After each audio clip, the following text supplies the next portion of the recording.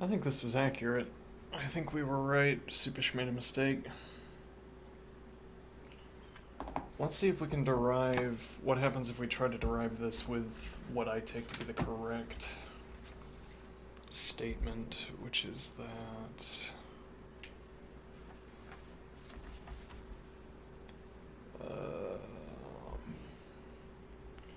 let's see.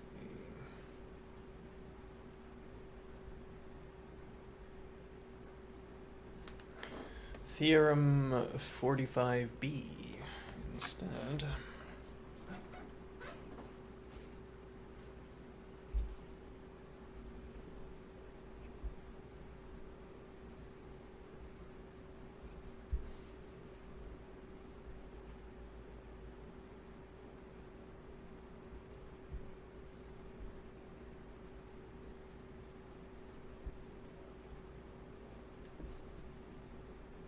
Whoops. Well, we'll do the backward subset symbol, although we don't otherwise need to admit that into our ontology or into our symbol collection. Ontology. Yeah, whatever. Alright, let's see.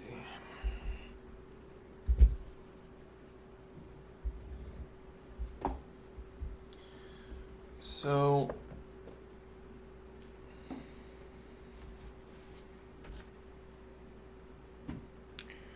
the left-hand side will remain the same, which is that for all D, if D is an element of R, then there exists an A and there exists a B such that D is equal to the ordered pair AB. Okay. Which is interderivable with the expression there exists an A and there exists a B such that D is equal to the ordered pair AB.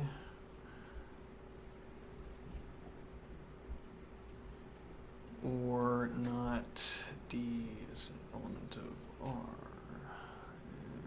Okay.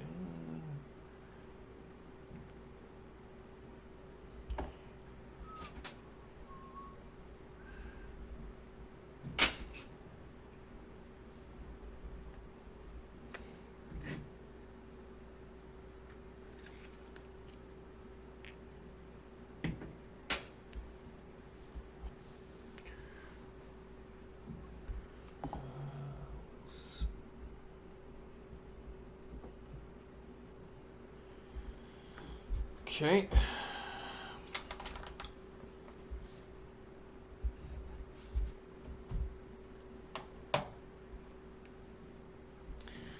Now for all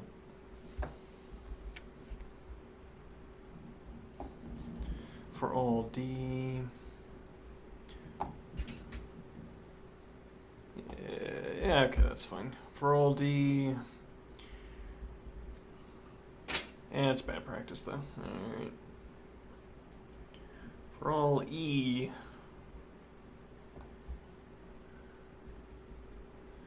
if E is an element of R, then E is an element of the identity of the domain of R/R.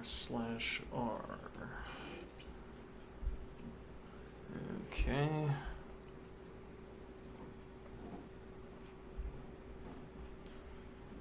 Which is interderivable with the expression not E is an element of R or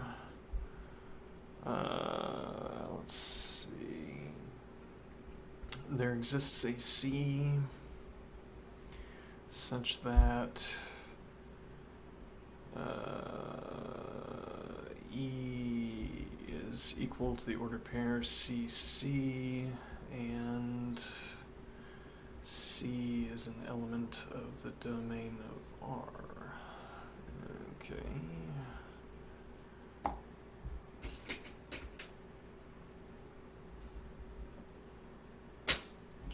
Which is interderivable with the expression not E is an element of R, or there exists a C and there exists a D such that E is equal to the ordered pair CC and the ordered pair CD is an element of R. Right, which is much less complicated.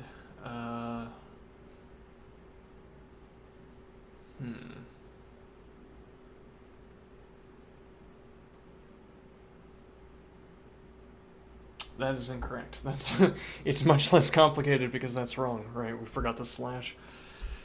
Alright. Interderivable with the expression not E is an element of R, or let's see.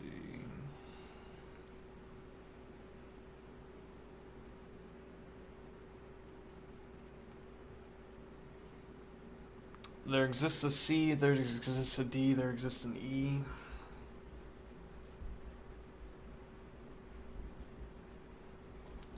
Such that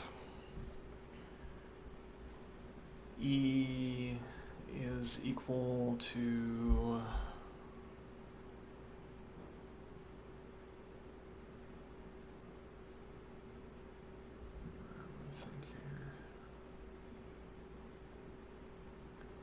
E is equal to the ordered pair CD.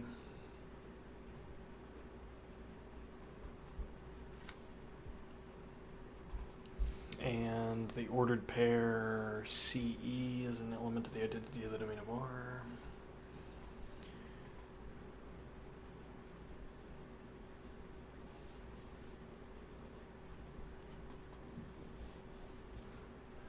And the ordered pair ED is an element of R. Okay.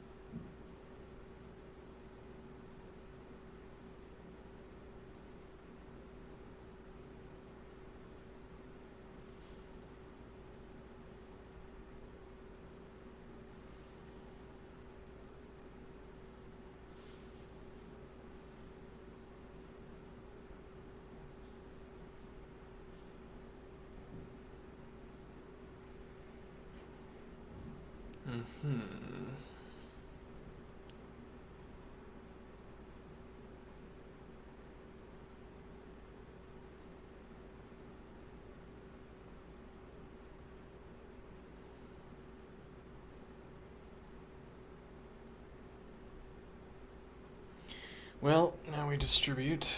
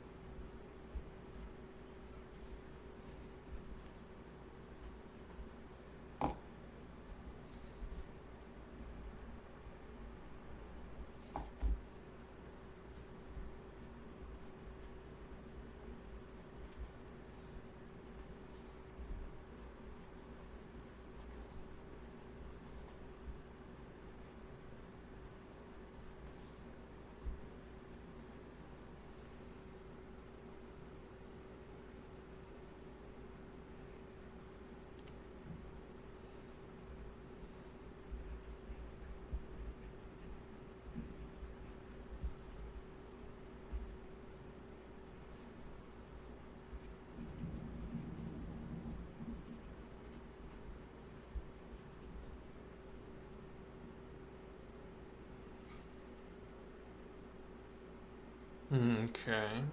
And what do we want to do with that?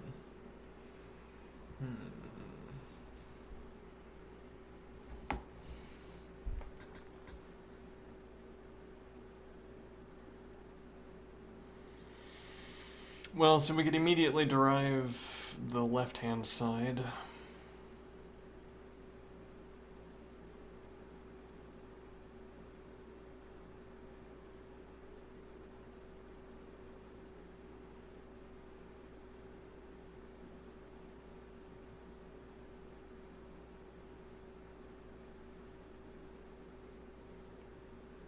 Yeah, that's unfortunately confusing.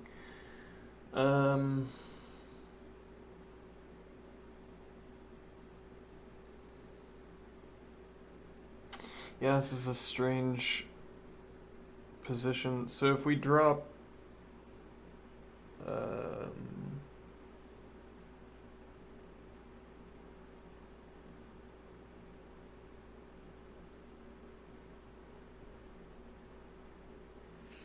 if we and drop these two, then we get E is an element of R, or E is equal to the ordered pair CD.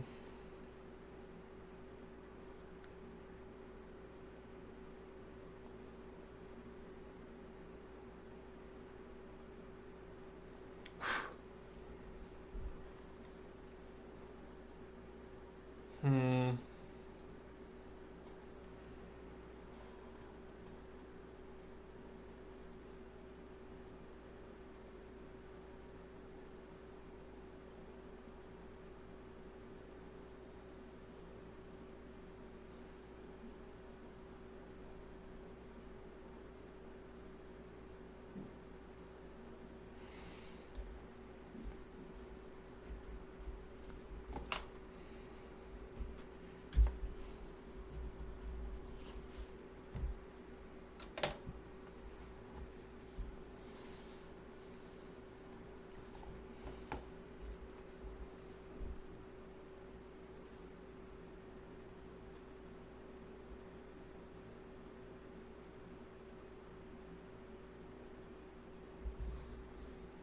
Wrong one. Oops. Wrong color.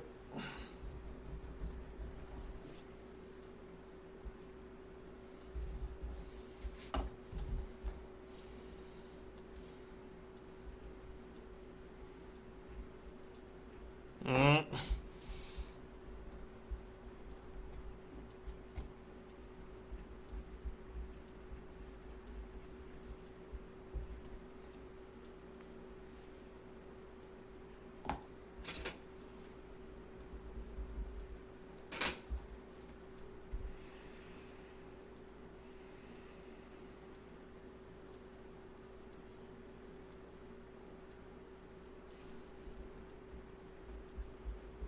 No, we already have the quantifier. Ah.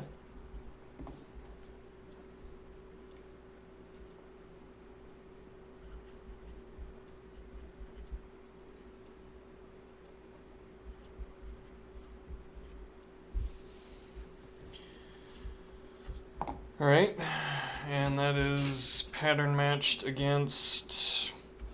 Yeah, okay.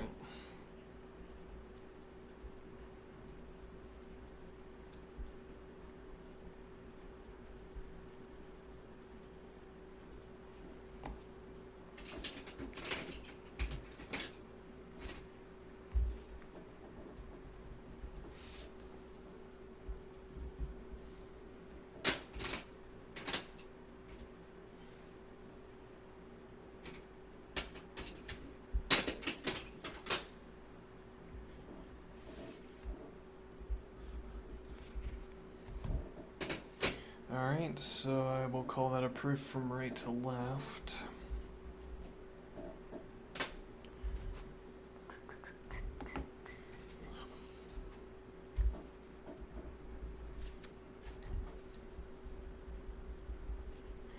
And now the proof from left to right works in this case, interestingly, because if we start with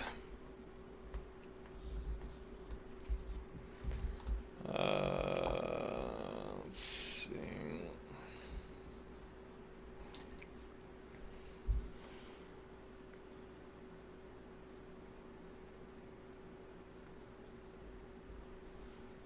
Da, da, da, da, da.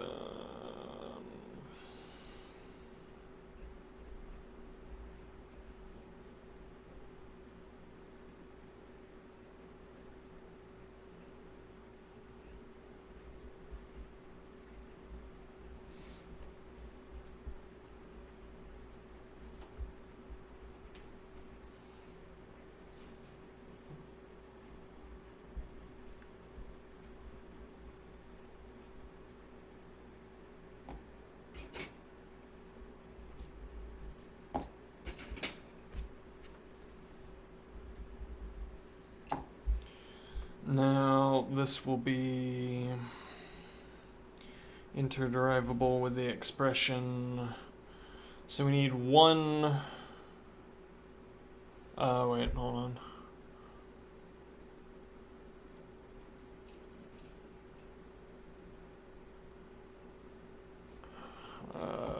Let's see.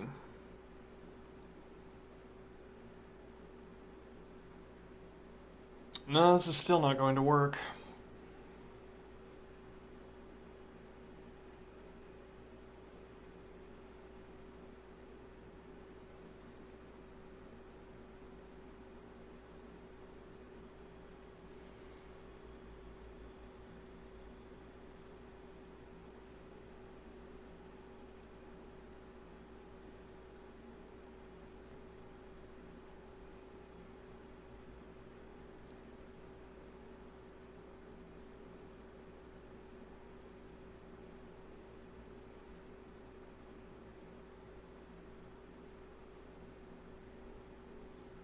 Why not? So,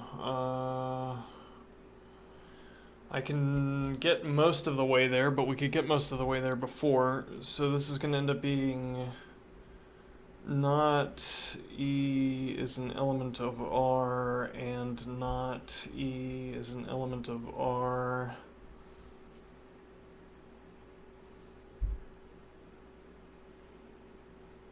And yeah, we could do it 3 times, one for each of these terms, but then we have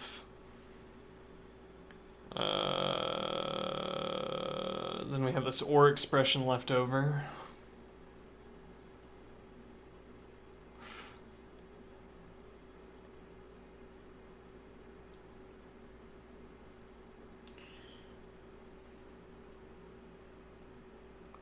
Or alternatively, no, yeah, I mean, we can't start with this OR expression here and onto it.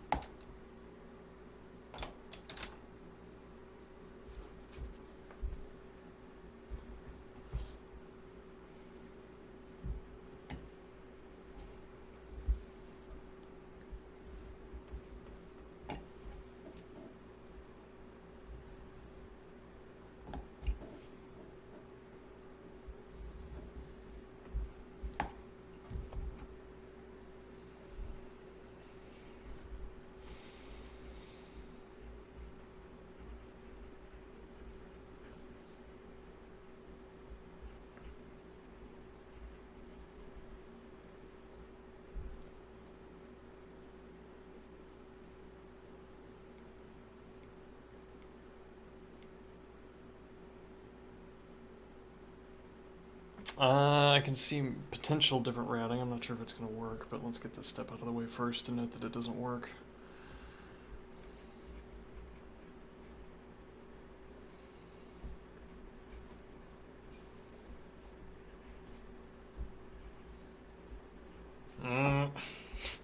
Why are all of these negations ending up inside the parentheses? Uh,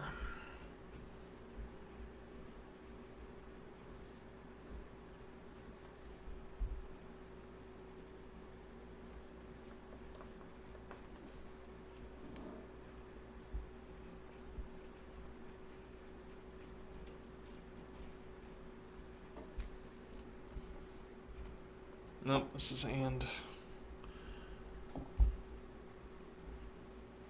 This is an interesting trick. Anding on and then oring on to each of the ands. Alright, then we have not E is an element of R or the ordered pair. ED is an element of R. Okay. And then, unfortunately, or D is equal to the ordered pair E, rather. No, that should have been... Whatever, it's all the same. But yeah, we'll stick with consistent here. E is equal to the ordered pair AB. Okay. So we don't want that hanging on there.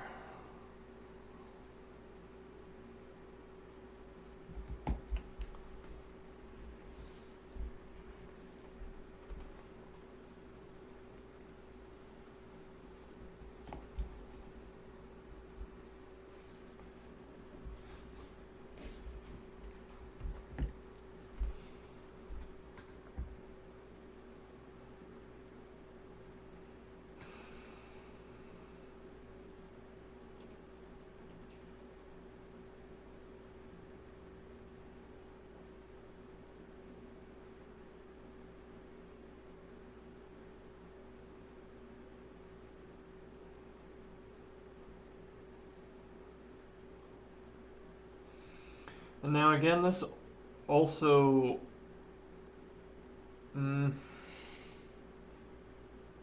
if I distribute this E through, at least with this term, these two expressions mean the same thing. E equals the order pair CD, E equals the order pair AB. And by mean the same thing, I mean we can or reduce them.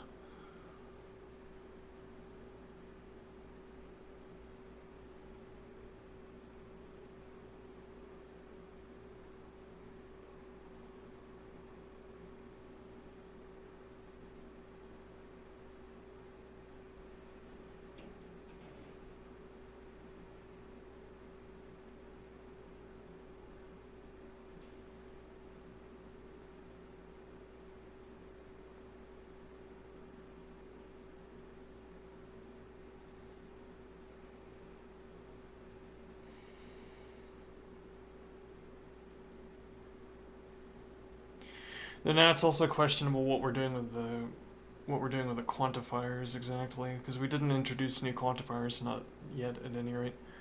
For CD and E, we still only have AB.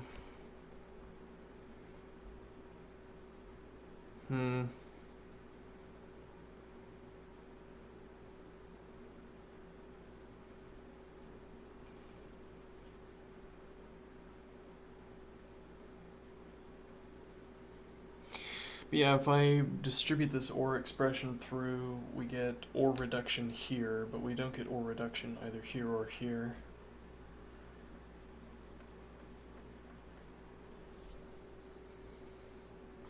For that matter, these would be ORs, they would not be ANDs, so we couldn't eliminate this and turn these two terms, not E as an element of R, into ordered pair expressions.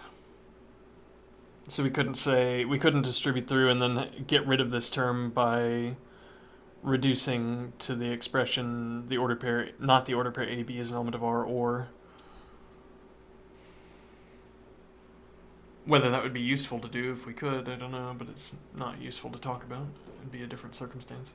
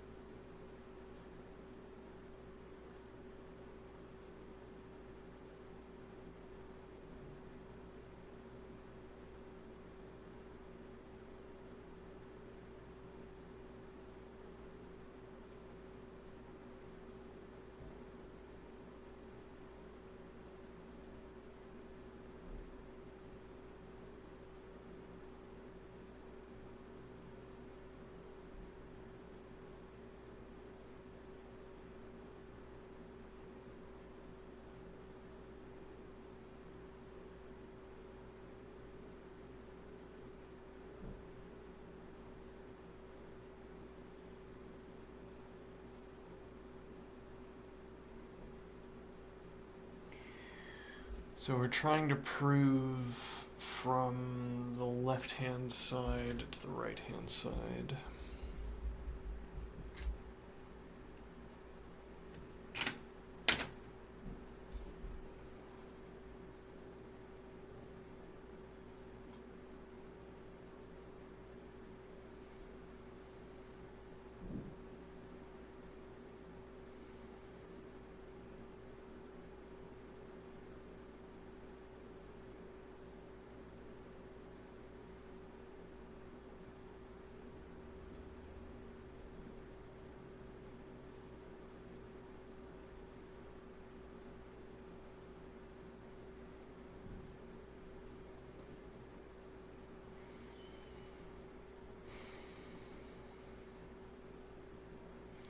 And we are not succeeding.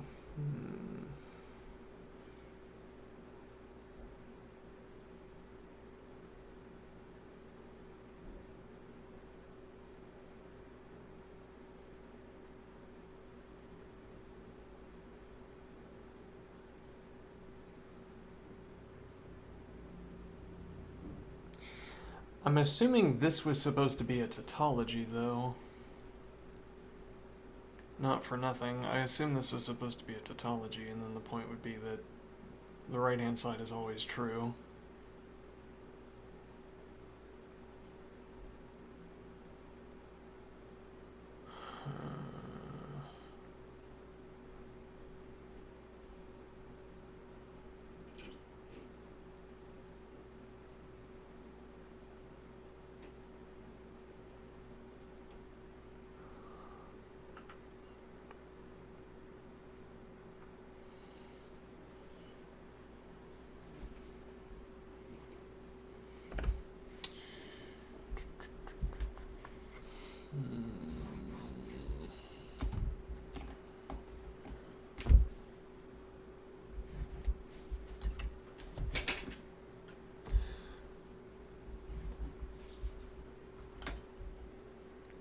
Let's get this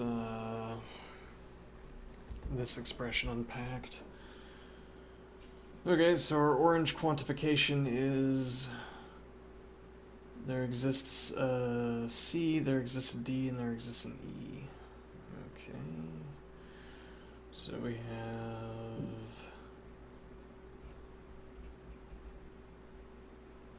well, in this case we only need C and E.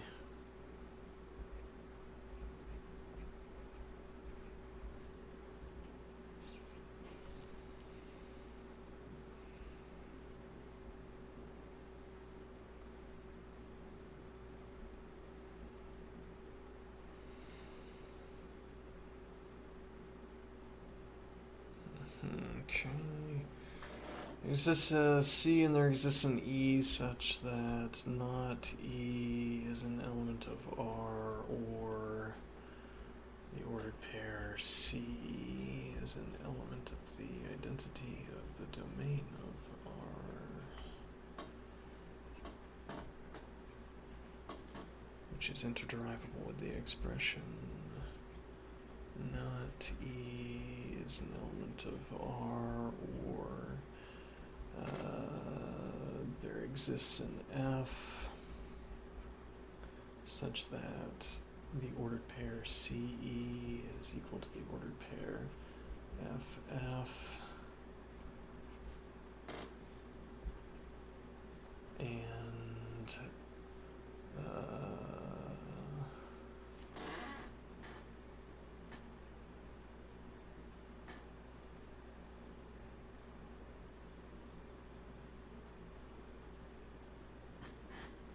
F is an element of the domain of R, which is interderivable of the expression not E is an element of R, or there exists an F such that the ordered pair CE is equal to the ordered pair FF, and there exists a G such that the ordered pair FG is an element of the domain of R.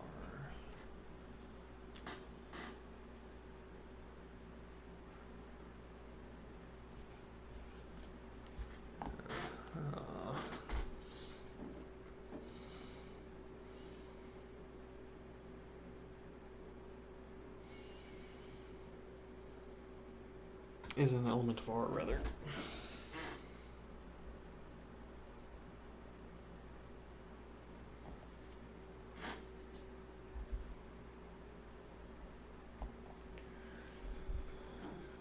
Let's see.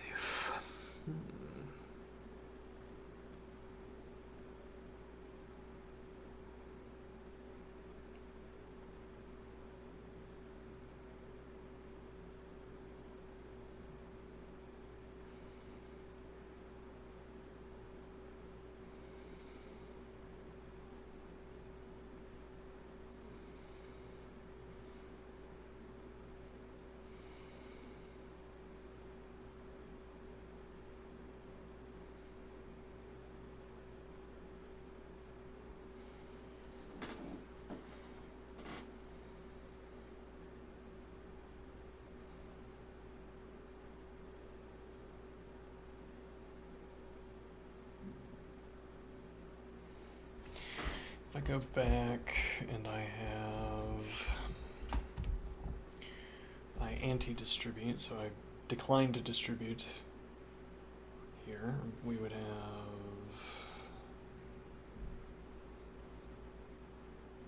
it would just be E is an element of, not E is an element of R, or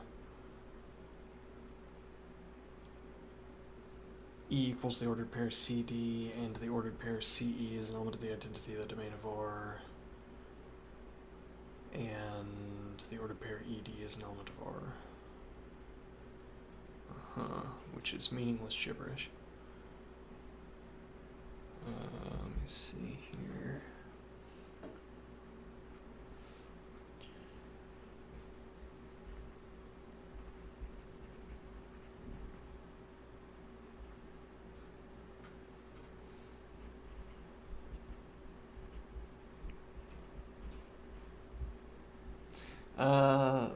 So this should be E. Let's just make this E. Okay, and also let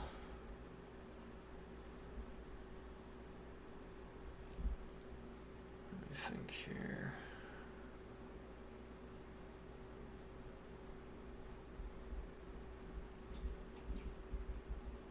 I feel like we're missing a bunch of steps. I feel kind of out of it today.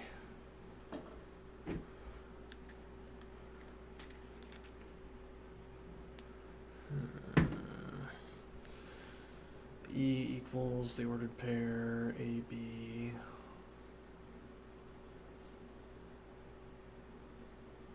Yeah, we'll just keep that for now. E is equal to the ordered pair AB, or now this is going to be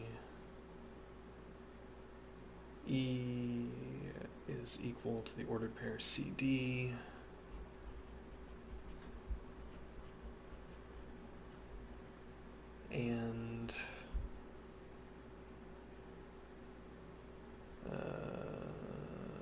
do this one next. The ordered pair ED is an element of R.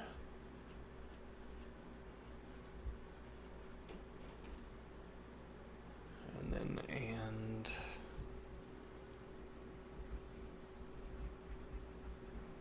there exists an F such that the ordered pair CE is equal to the ordered pair FF. And there exists a G such that there's cursive F, whatever, ordered pair FG is an element of R.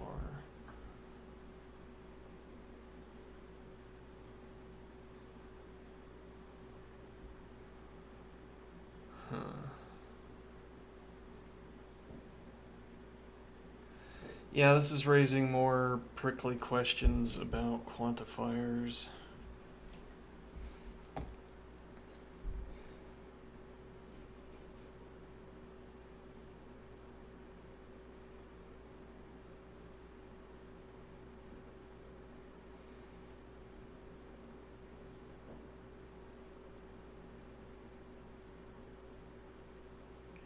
What do I mean?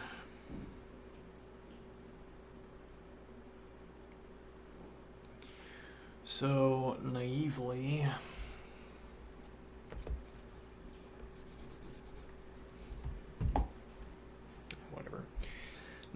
here, if the ordered pair CE is equal to FF, then E is equal to F. Okay, so then we could have, rather, E is equal to F, C is equal to F. And these are all ANDed together.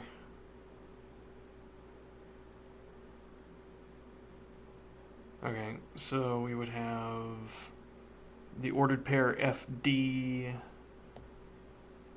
E is equal to the ordered pair FD, and the ordered pair FD is an element of R, and the ordered pair CF, well, and it'd be the ordered pair FF is equal to the ordered pair FF, and there exists a G such that the ordered pair FG is an element of R.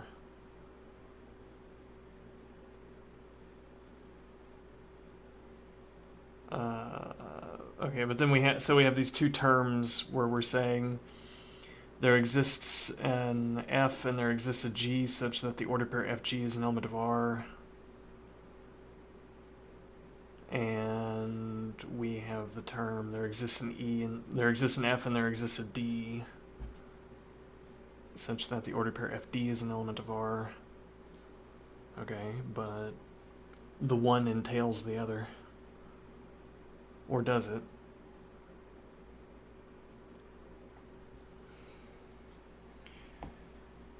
I mean, naively, if we started with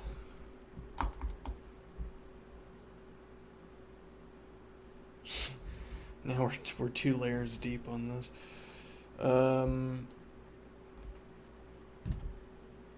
If I start by saying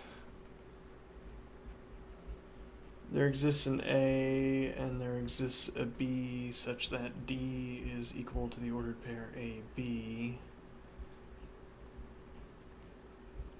I assume this is interderivable with the expression, we'll give that red. There exists an A and there exists a B such that D is equal to the ordered pair AB, and there exists a C. Okay, we could also do H. It's too late. There exists a C, and there exists a D such that D is equal to the ordered pair AB. Rather, C, D.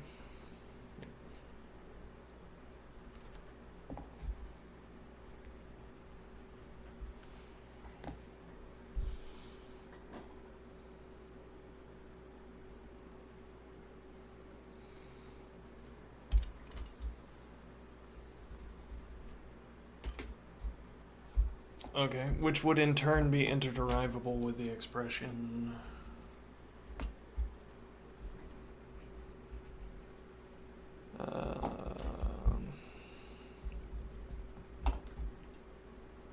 D is equal to the ordered pair AB, with this being and removed, or and shedding an and here.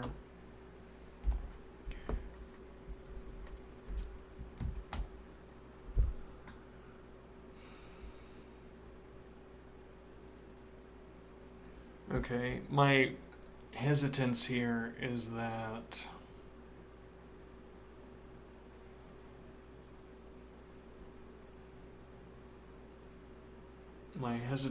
stems from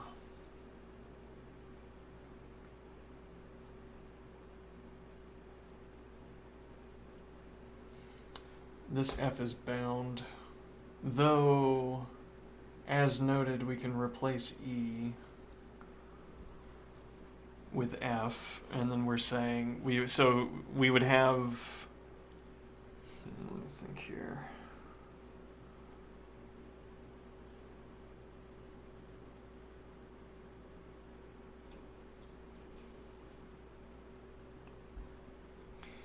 So from this we get that C is equal to F and E is equal to F. And then we take that over here, we replace E with F. I guess we also replace C with F. We might as well reduce our variables as much as possible.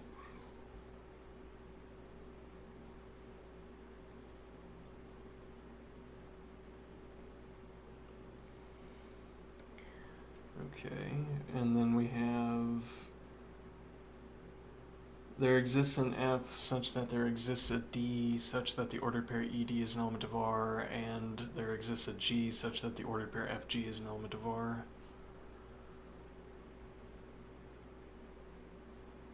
For all I know, there might be a convention under which that asserts, like that's an implicit assertion that D and G are not equal to each other, but we don't have such an assertion.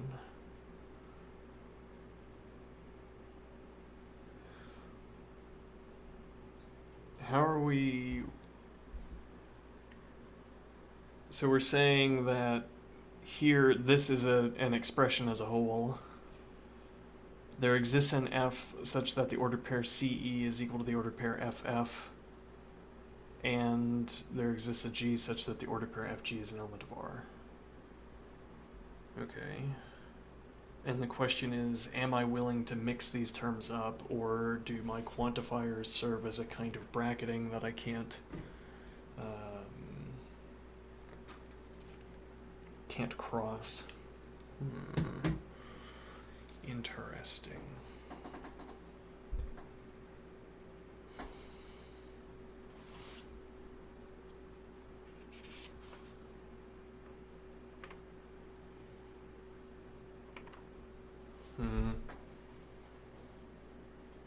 Let's do this again, but be more explicit about our quantifiers. So when we say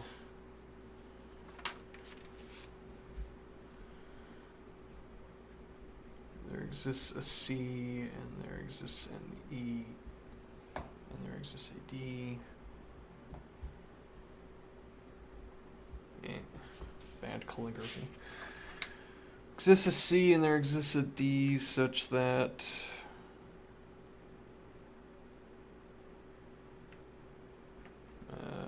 let's see.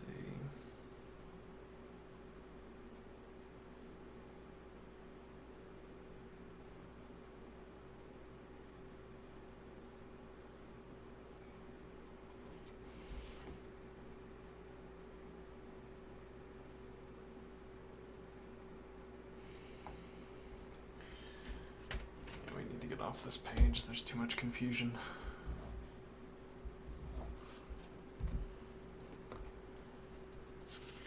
Let's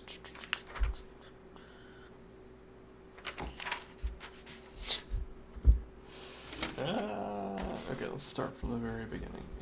Okay. So we say for all E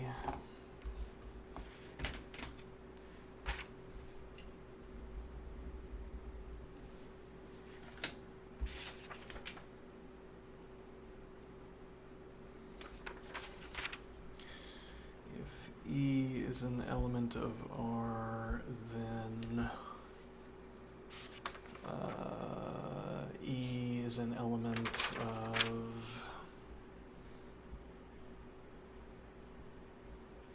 the identity of the domain of R/R.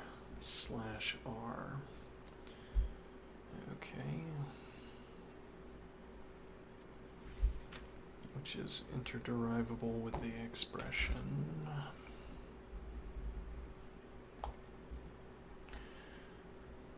There exists a C, and there exists a D such that E is equal to the ordered pair CD, and there exists an E such that the ordered pair CE is an element of the identity of the domain of R, and the ordered pair ED is an element of R. So, yeah, I don't want to leave open too much, but I could say here that these two terms are embedded in the same quantifier. There exists an E such that. Yeah, I've received, I feel like, inadequate instructions concerning how quantifiers should be treated in these calculations. Oh well. Interderivable with the expression. There exists a C and there exists a D such that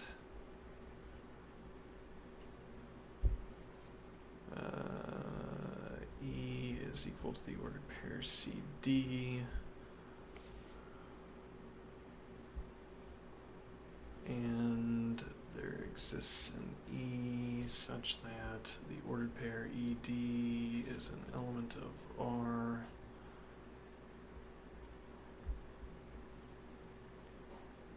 and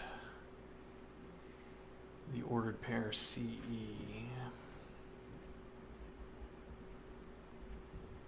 is an element of the identity of the domain of R.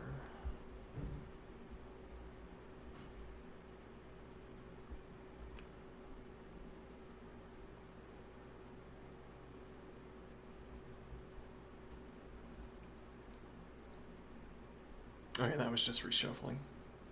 Yes, we were supposed to expand that here. Oh well. We're being exceptionally explicit. Alright, there exists a C, there exists a D such that E is equal to the ordered pair CD, and there exists an E such that the ordered pair ED is an element of R, and there exists an F. Let's do it as cursive.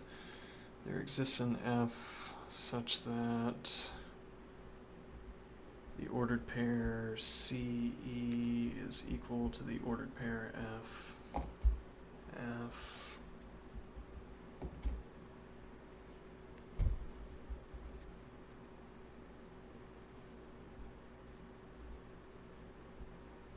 And F is an element of the domain of R.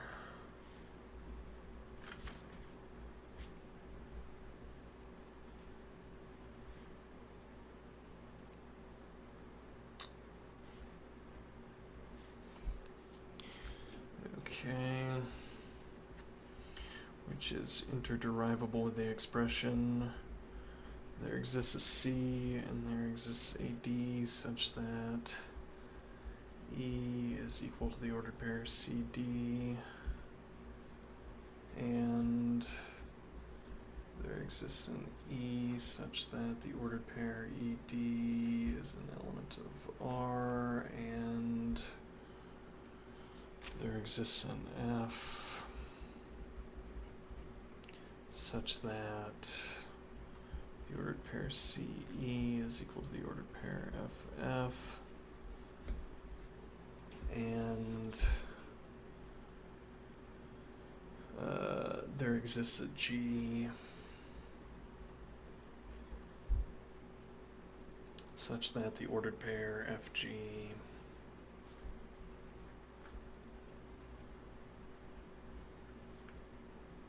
is an element of R.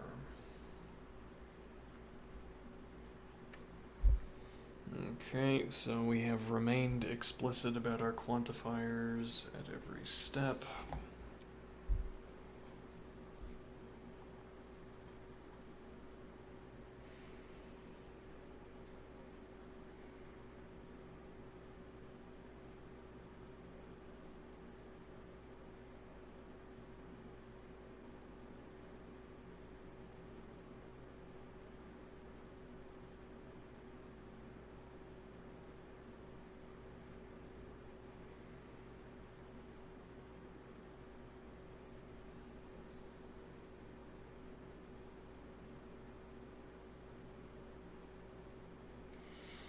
So the question is, what am I willing to do with these terms? And once again, do I want to think about these quantifiers as if they were brackets around this expression?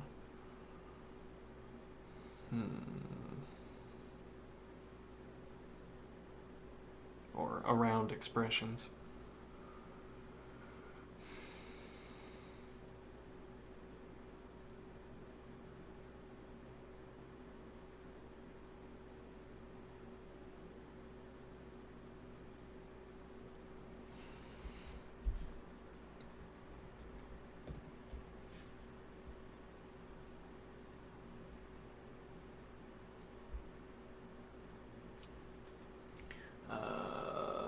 Trying to think how I do cursive ease.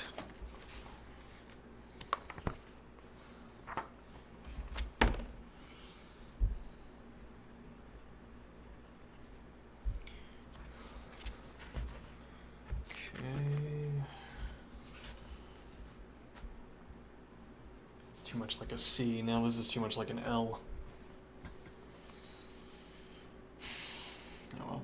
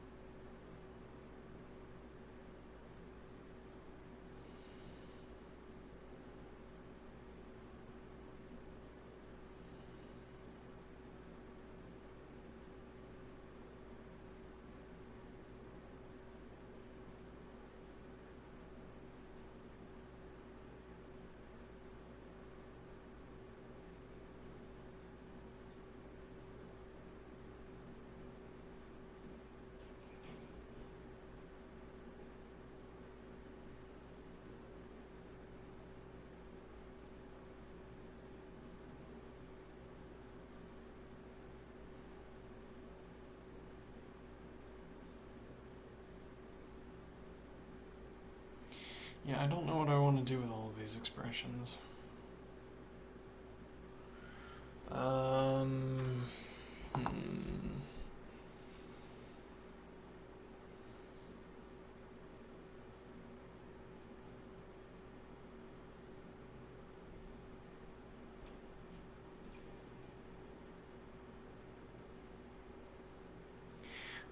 What I want to be able to do is rid myself of some of these quantifications by taking this step of saying there exists a C and there exists a D such that E is equal to the ordered pair CD, and then we get rid of this quantifier for E by taking advantage of the fact that C is equal to E. The ordered pair CD is an element of R.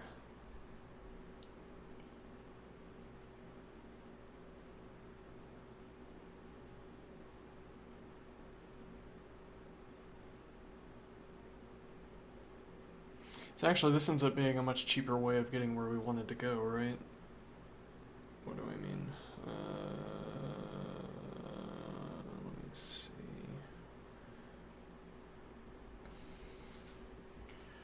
So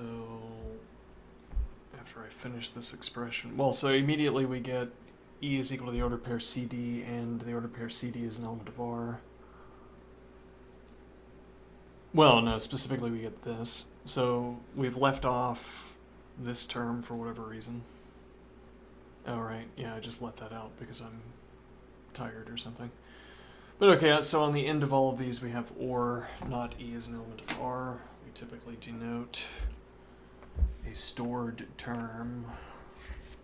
That's, I guess we've stored it. So not E as an element of R is attached, or not E as an element of R is attached to all of these. Okay, so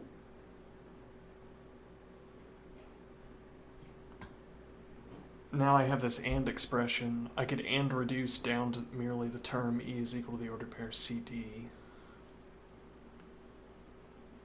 There exists a C and there exists a D such that E is equal to the ordered pair CD, or not E is an element of R, and then we don't have to do any of the logic tricks that we were doing earlier. Worth considering before we go through the effort of distributing and then anding down.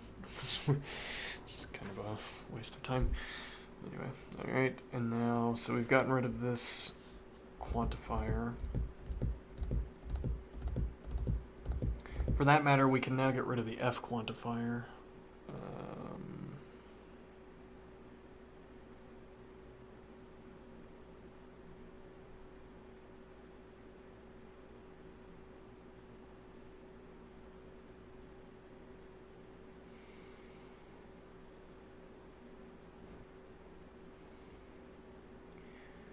There's a question about interderivability we can ask here, but we need to clear this out. And there exists a G such that the ordered pair, excuse me, CG is an element of R.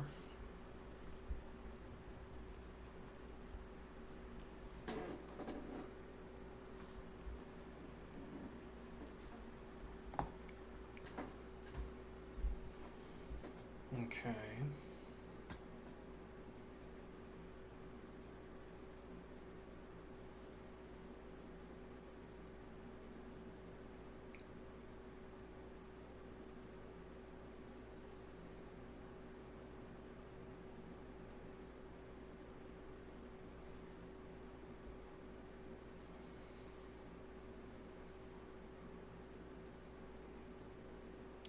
Saying there's a question about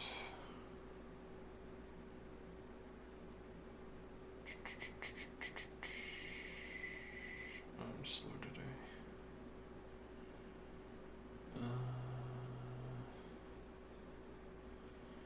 Well, okay, the question we started to ask earlier, which we can ask again here, supposing all of these reductions were legitimate, and using this earlier rule that we established, that there exists an A and there exists a B such that D is equal to the ordered pair AB is interderivable with the expression there exists an A and there exists a B such that D is equal to the ordered pair AB, and there exists a C and there exists a D such that D is equal to the ordered pair CD. Though similarly, AD. There exists a D such that D is equal to the ordered pair AD.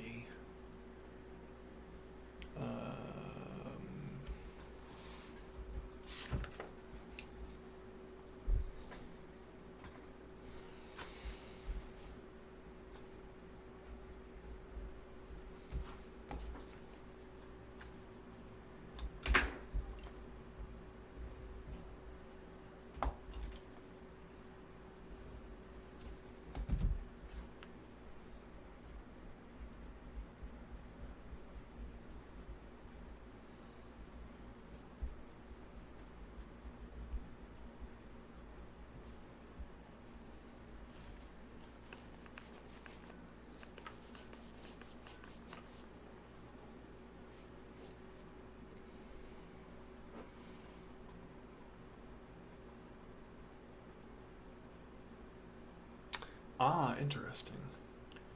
E is equal to the ordered pair CD, and the ordered pair CD is an element of R, or not E is an element of R.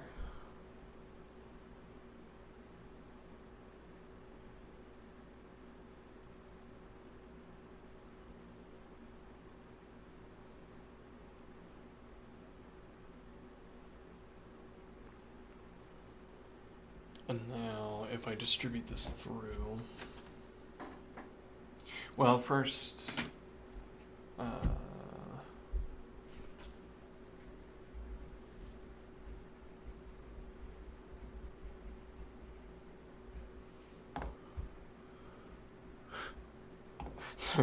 there exists a thorn. What?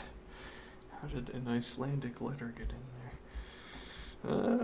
There exists a C and there exists a D such that E is equal to the ordered pair CD, and E is an element of R, or not E is an element of R.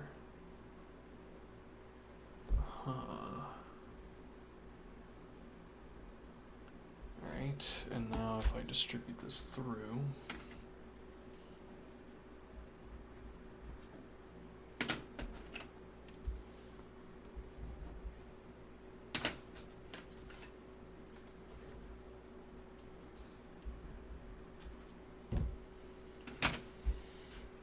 we get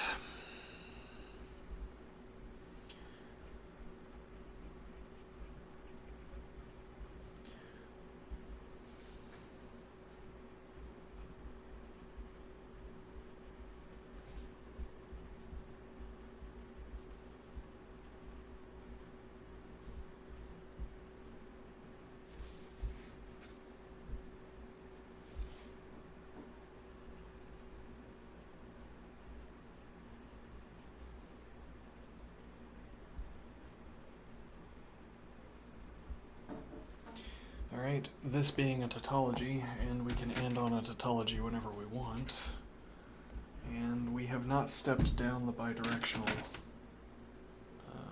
assertion.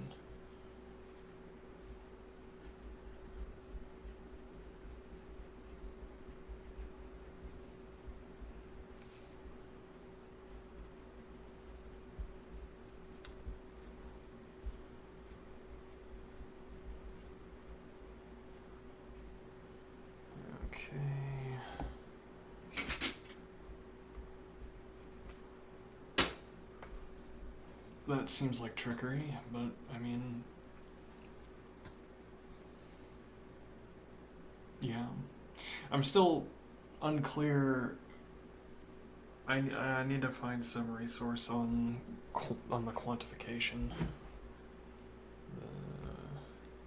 How quantifiers are supposed to be handled in formal contexts during formal manipulations. Alright, well, let's try to do that in reverse and see if it still makes sense. It doesn't have to. Well, see if we can still do it, and then yes, it does have to. Let's see. Okay.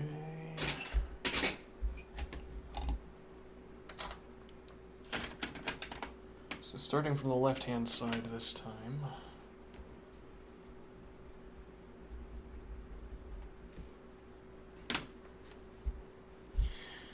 So, this has got to go. This pencil's done. That's roughly the length it needs to get to. We've got a bunch of stubs that are not done yet. I'm working through them before I start committing to my newest box of pencils full time.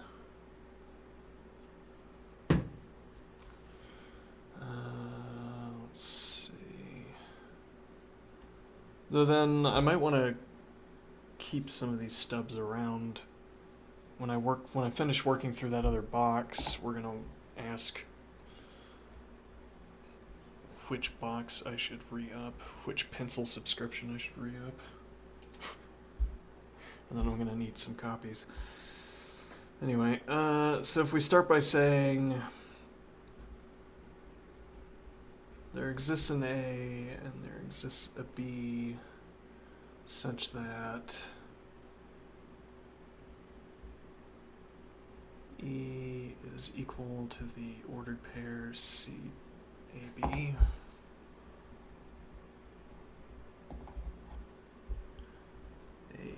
AB or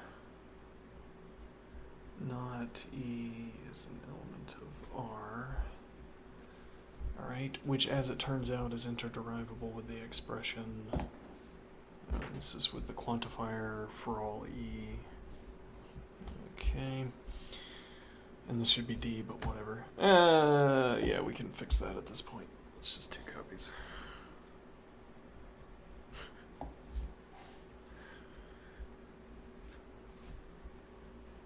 Alright, there exists an A and there exists a B such that D is equal to the ordered pair AB, or not D is an element of R, which is interderivable with the expression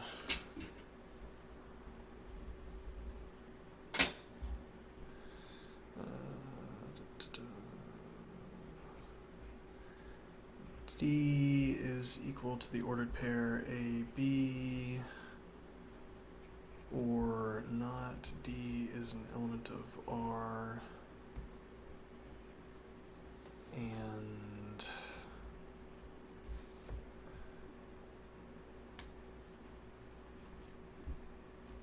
E is an element of R, or not E is an element of R. Okay, which requires us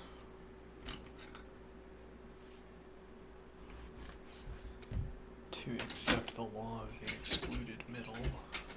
Uh-oh. Alert. Alright, let's see.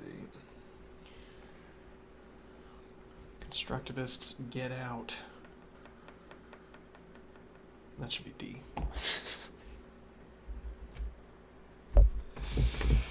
Whatever. Let's see.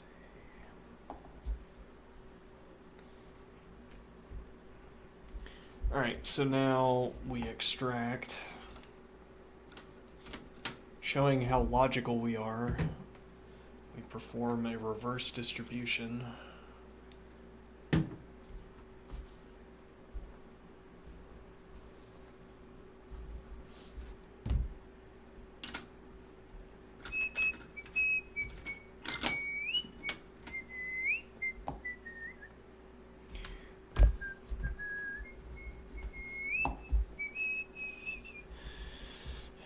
Okay, which yields not D is an element of R, or, and let's keep quantifiers in mind.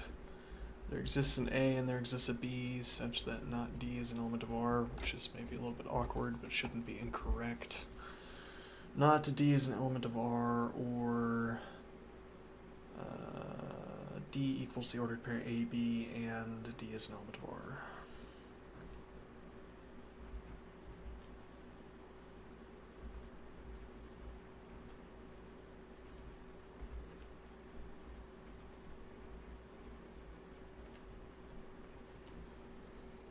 Okay. Now, what patent nonsense did we get up to?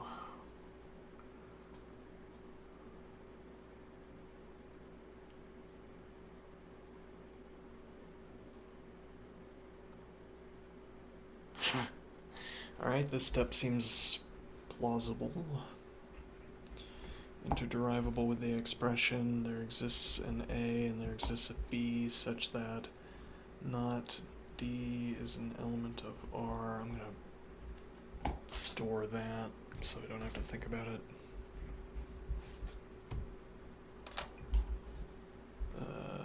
Or D is equal to the ordered pair AB and the ordered pair AB. is an element of R. Okay. Which is interderivable with the expression there exists. Okay, so what is the next step?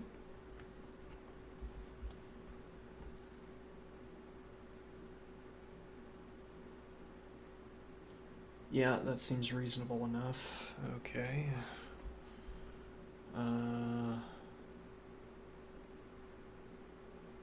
So there exists a C and there exists a D such that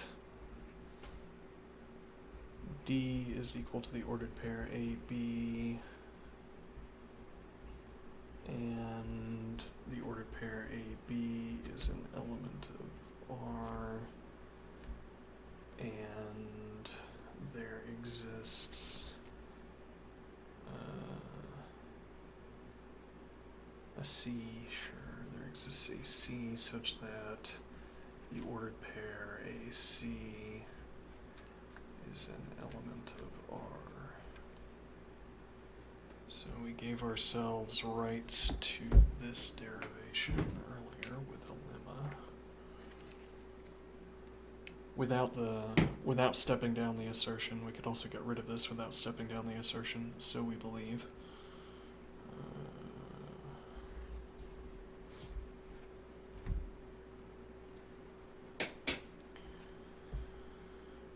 Okay, then what?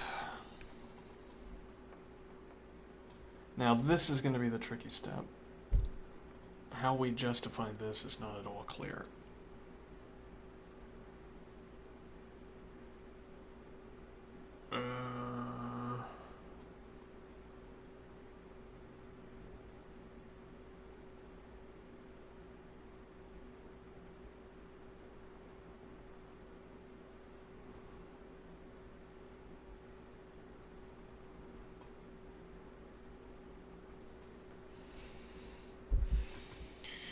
Well, so there's a point here that the right to left derivation is quite easy. We could get with the non-bidirectional derivability. The right to left derivability we can get at this point already. So if at some step we find directionality, that's not a problem. We didn't find directionality during this proof, so we shouldn't find it on the way back, but maybe we're wrong about that. Okay, so why do I say this? So here we need to introduce E.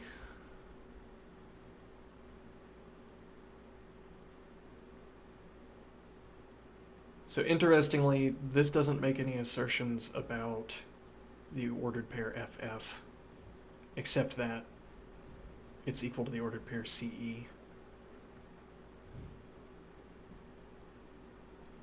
Okay.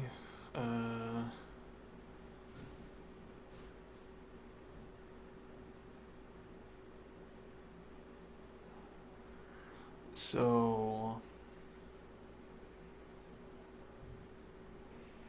I guess we want to give ourselves a lemma here.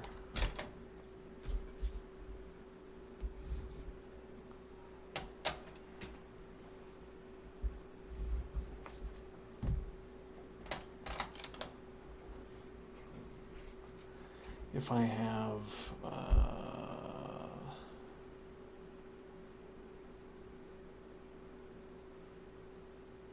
if I just say there exists an A such that A is an element of B, just as an e.g. kind of expression here. There exists an A such that A is an element of B. Alright, so this gives us the pretext for talking about A, which is the only reason we've introduced this term. It would be awkward to talk about A if we did not have an instance of it. There exists an A such that A is an element of B. Okay, do I want this to be interderivable with there exists a lowercase b.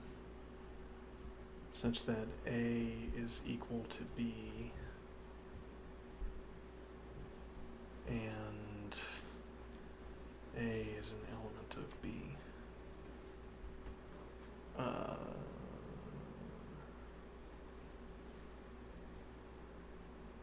I can't imagine what the objection would be.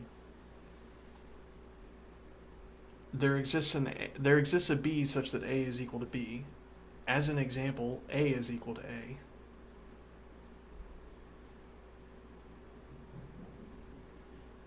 And then B is equal to A, so so A is equal to B. Okay, so the idea would be here we need to be able to,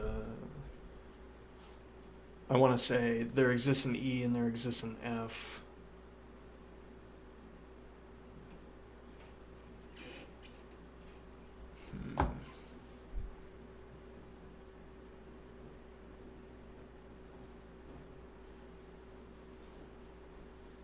Hold on, let me do a little bit of pattern matching.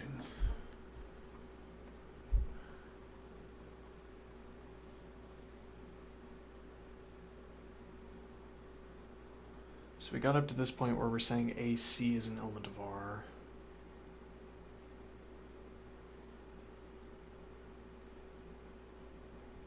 Okay, and that...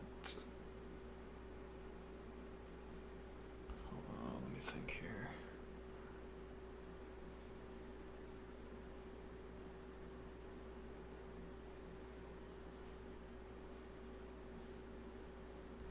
So we're pattern matching A to C up here, and then D is getting matched to B.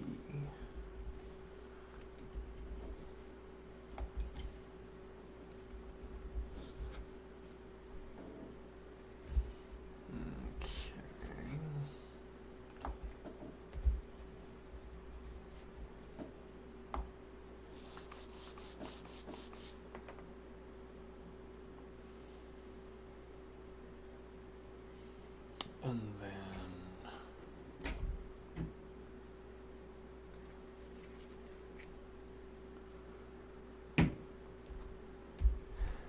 E,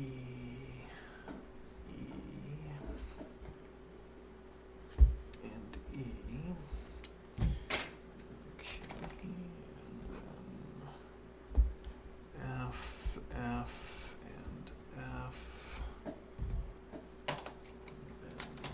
G.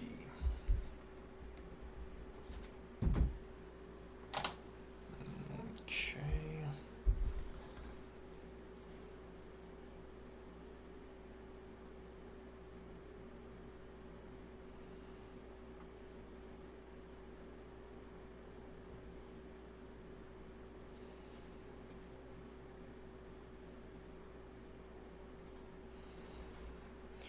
So now, having derived this additional term, this has to match to this actually doesn't match to anything. Not yet. This is going to match to... I think the point is that this is going to match to... No?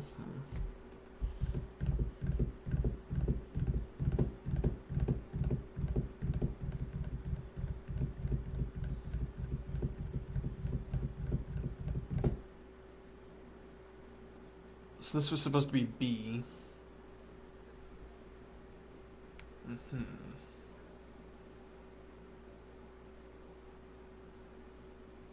Well, but we already have that. AB is an element of R.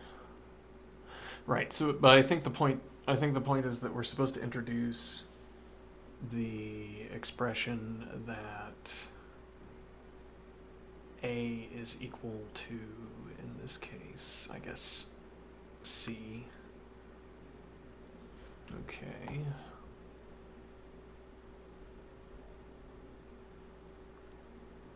Alright, so we'll call this a routing error.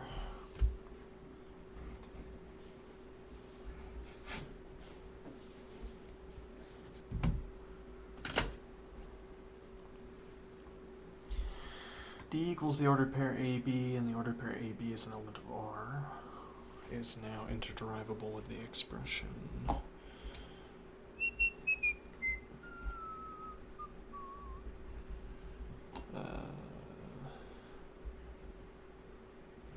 D is equal to the ordered pair AB, and the ordered pair AB is an element of R, and there exists a C, and there exists a D such that A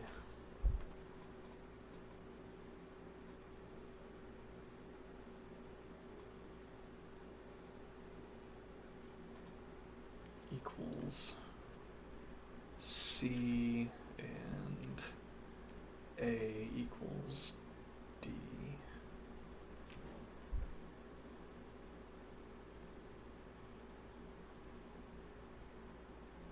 Okay.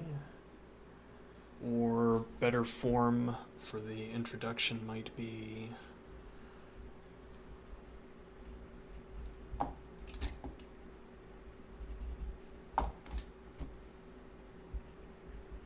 D is equal to the ordered pair AB, and the ordered pair AB is an element of R, and there exists a C such that A equals C, and there exists a D such that A equals D.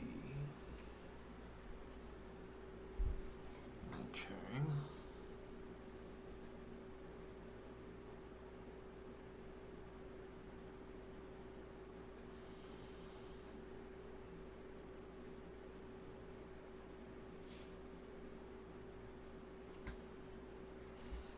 And I guess we can pre-next these, put these way back over here, and then say interderivable with the term, or with the expression D is equal to the ordered pair AB, and the ordered pair AB is an element of R,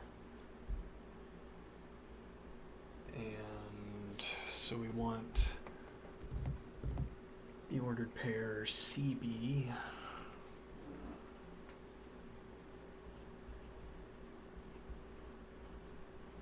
is an element of R, and the ordered pair this is horrible.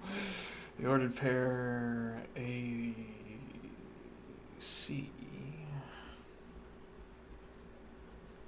is equal to the ordered pair DD.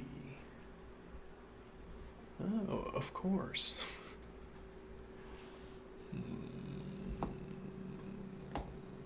Okay. Interderivable with the expression. What step are we supposed to take here? Well, let's see. So we can do pattern match this up. We get, okay, so D corresponds to F.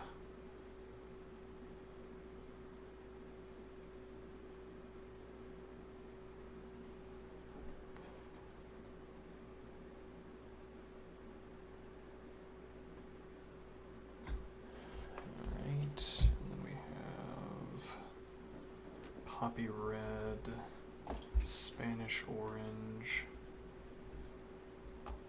Okay. Poppy red, orange.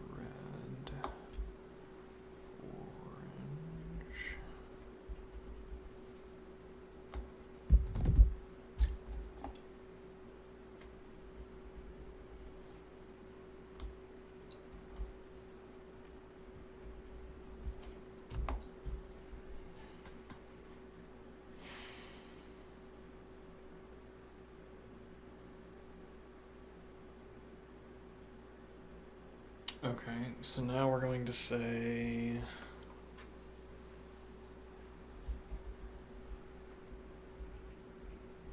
D is equal to the ordered pair AB, and the ordered pair AB is an element of R, and the ordered pair CB is an element of R, and the ordered pair AC is equal to the ordered pair DD, and there exists an E such that B is equal to E, which once again we feel free to introduce. Okay, and that grants us G up here, and now because we have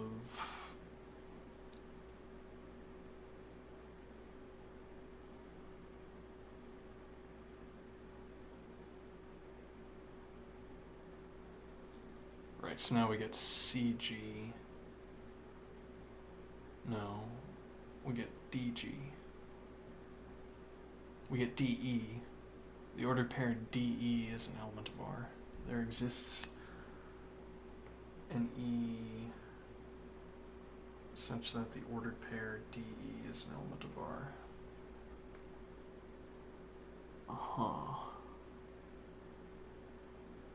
And all of this was legitimate, we're saying. Sure.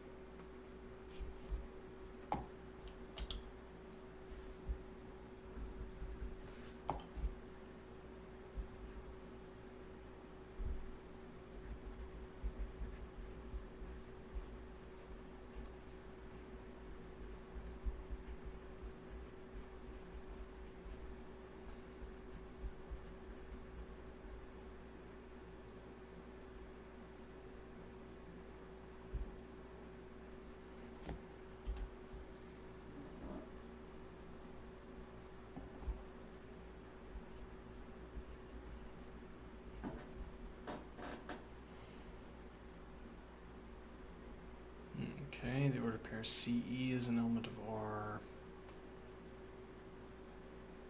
Fine, and the ordered pair. Let me see. So E gets green.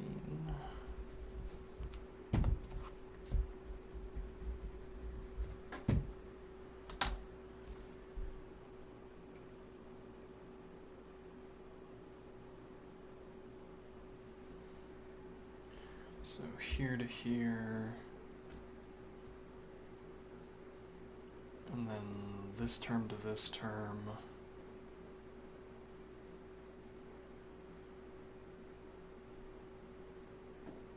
Okay. And then this term to this term. I don't know if those are both on screen. Let me look at my camera. Yeah, okay. So this term to this term, and then I guess we just don't need that the ordered pair AB itself is an element of R, curiously.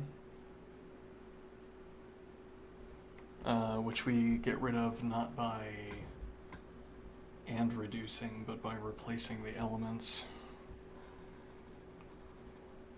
Okay.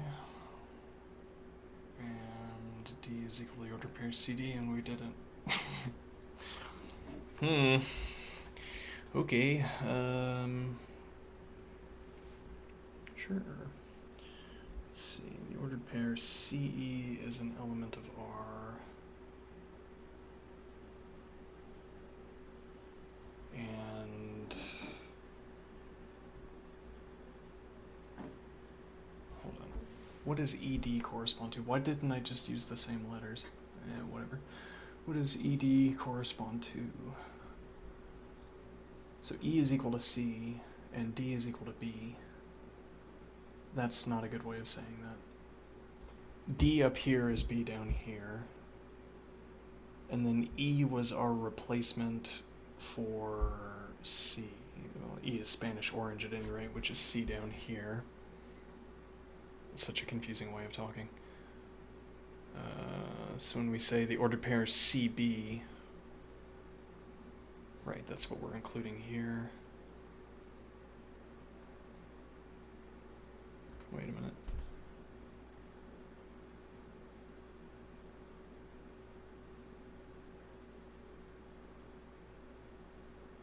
I'm losing it. Hold on, let's pattern match quickly. Okay. We don't need this term. Okay. And now we introduced C as the correlate to Spanish orange.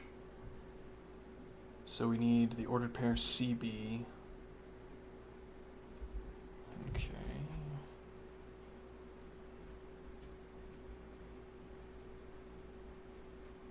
Ordered pair CB is an element of R. That's this term.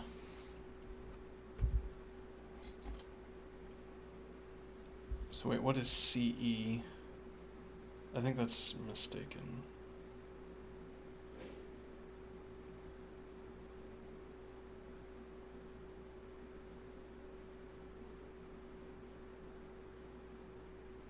Yeah, where did D go? Okay, this is getting completely out of hand. Hold on, I'm gonna take a quick break here.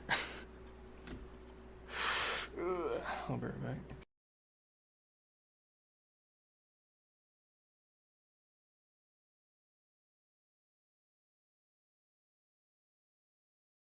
Oh, hello, chat. How is study going? Oh, it's going. Oh, you're gone. Never mind. All right, be right back.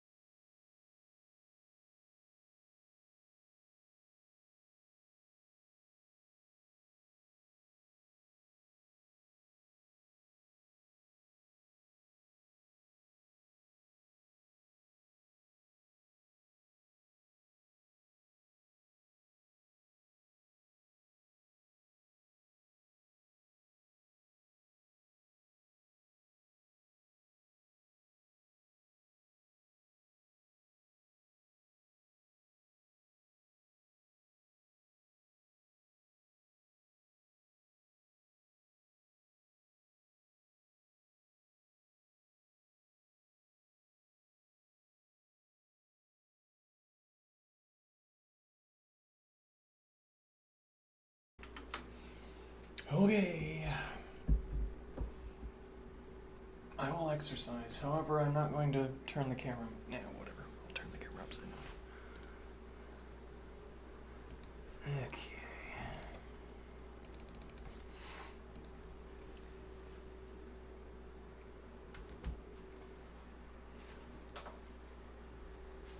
Oh, my phone.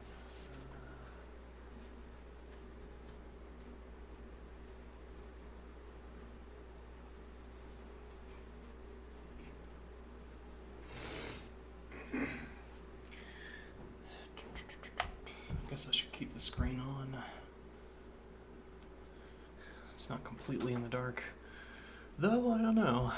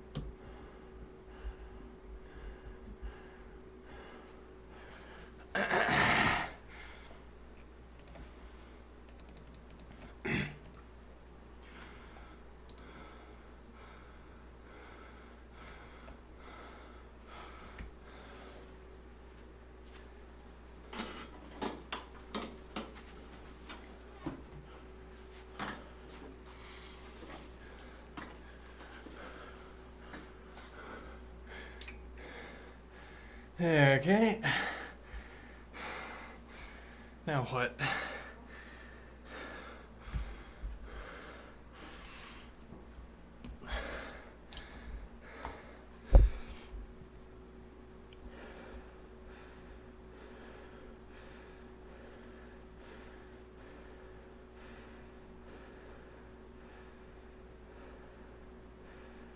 Well, so the point about being able to step down this assertion of derivability is that we've dropped both A equals C and A equals D. And now we're going to be dropping B equals E.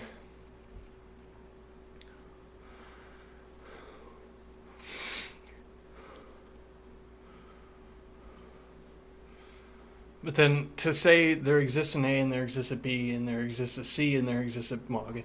To say there exists an A and a B and a C such that the ordered pair AB is an element of R and the ordered pair CB is an element of R is not to have said more. Unless I had the additional assertion that A is not equal to C, it's not to have said more than the ordered pair AB is an element of R, is the point here. So I don't think we need to step down our assertion. If we had a system, if we had a convention where to make multiple assertions like this is to assert that A is not equal to C, then yes, we would need to step down our assertion. Or we just wouldn't be able to do that. We wouldn't be able to reach this point. All right, so D equals the ordered pair AB, and the ordered pair AB is an element of R. Okay. And the ordered pair CE is an element of R where B is equal to E and A is equal to C. Okay. So I think to shed some confusion here, we could put this under here. Okay. And then similarly, we put this under here. Okay, and then under here, we put orange. Okay.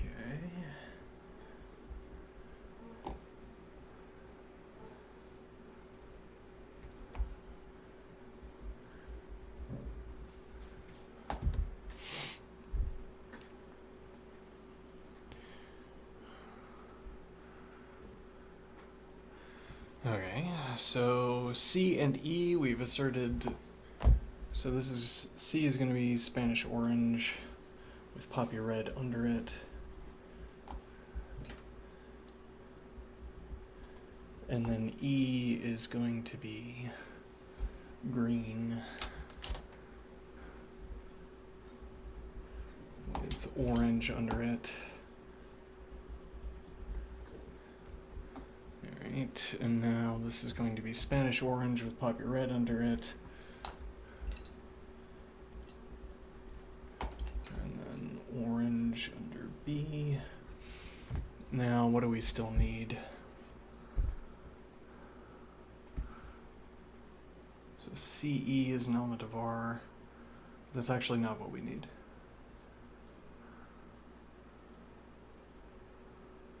Wait a minute. This needs to be D.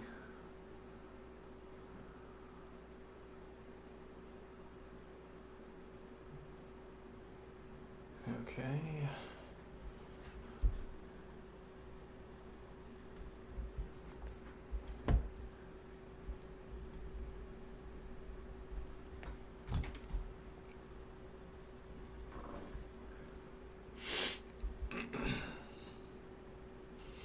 CB, so CB, DE, the original statement, E is equal to, and then we need this assertion. Okay, the ordered pair CE is equal to the ordered pair FF. Not FF. And also not CE. I'm just copying when I should be replacing with correlates. This should be AC. In fact, AC is equal to the ordered pair DD.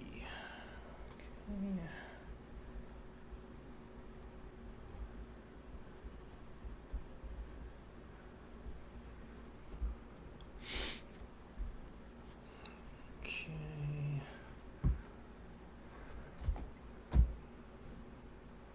And now we have it.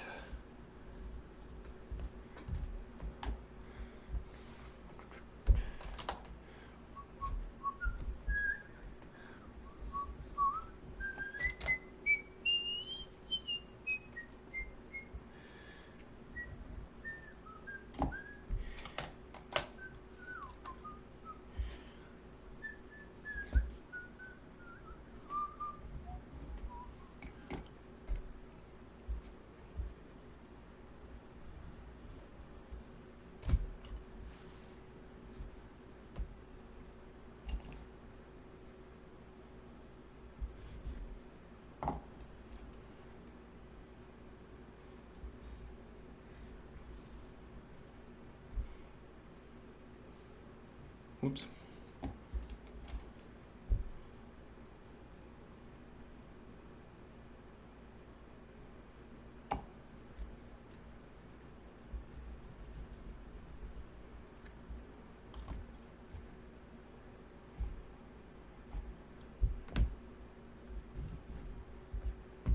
And then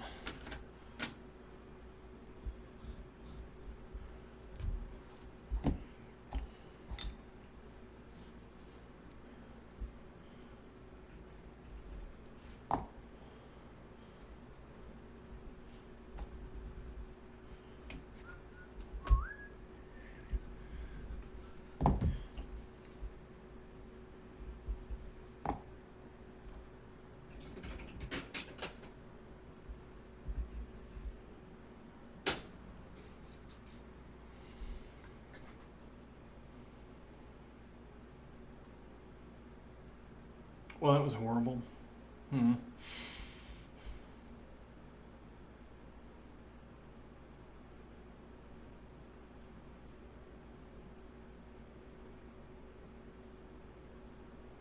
And so even with these dirty tricks...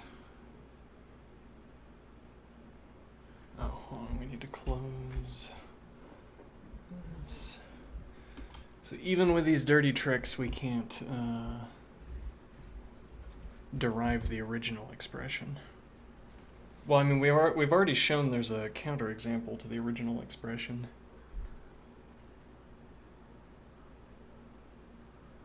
The original expression being that R is equal to the identity of the domain of R/R. Now, being able to provide a counterexample does not demonstrate that the expression is not derivable. Interestingly, it demonstrates that it should not be derivable. We don't want it to be derivable, but that doesn't mean it isn't. But okay, we can trust. I mean, we also verified because we couldn't perform the derivation. Yeah, but we couldn't perform the derivation before, again, this strange trick of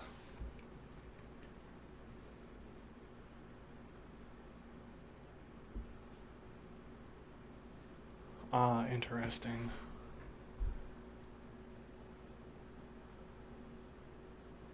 It's possible that our counterexample somehow doesn't constitute a counterexample. But okay, so if we go back to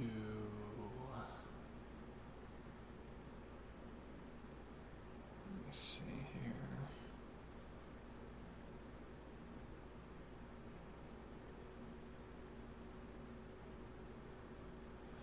No, yeah, I think there is still not a way of performing this derivation.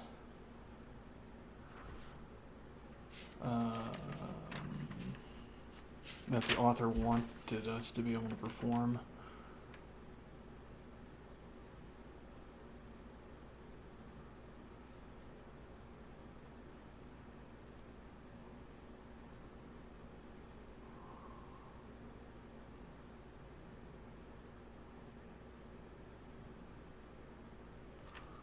So what this gives us is a way of transforming, what is this? This step of anding on our tautology. This gives us a way of transforming D equals the order pair AB or not D as an element of R into not D as an element of R or D equals the order pair AB and D as an element of R.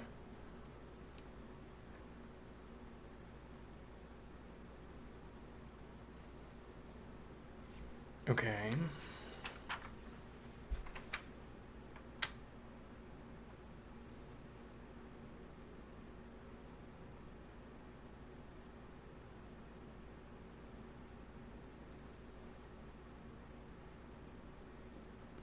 But that is not one of the terms that we have to be able to derive, nor can we transform it into one of the terms that we need to be able to derive.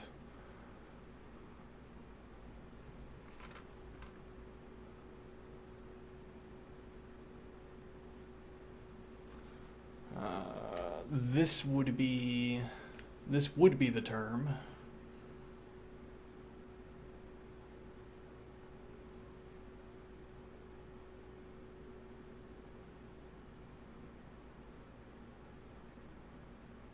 Let me think here.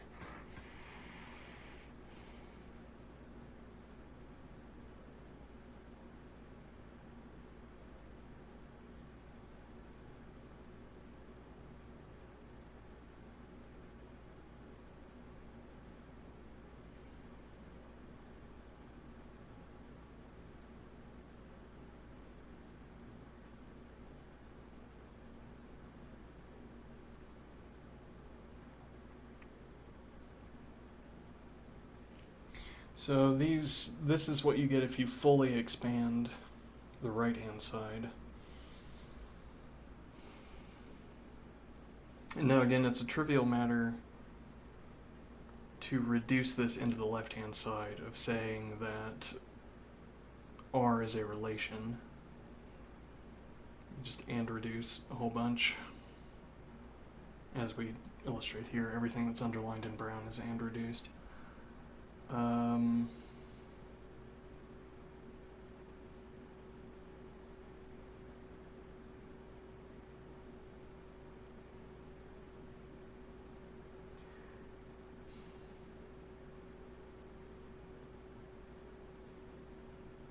If we could derive any of these terms, we could OR on all the rest. But we can't derive any of these terms. I mean, we can't derive any of these from the left-hand side.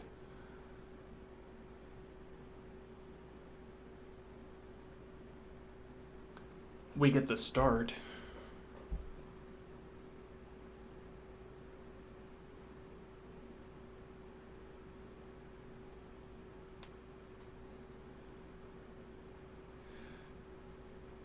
Unlike with the horrible derivation we performed just now, we can't take a step from saying there exists a D and there exists an E, such that E is equal to the ordered pair DE, and there exists an I, such that the ordered pair DF is equal to the ordered pair II, and there exists a J such that the ordered pair IJ is an element of R.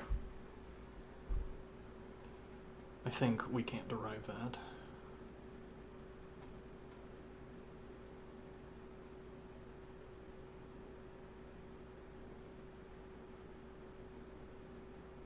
I don't know, I feel kind of lost at this point.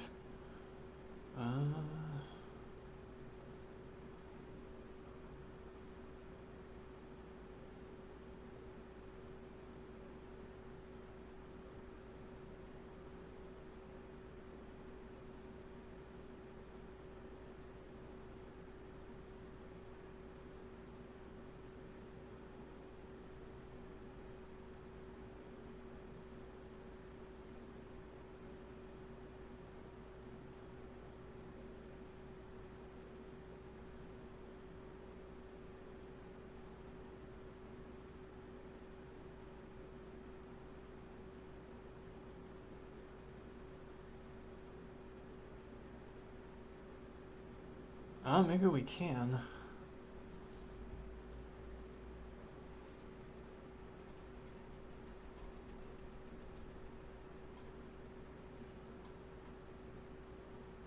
No, then I don't know. I'm uncomfortable being this much at a loss, but then perhaps we run into the other problem, the related problem, which is that we can't get rid of our copy of E as an element of R.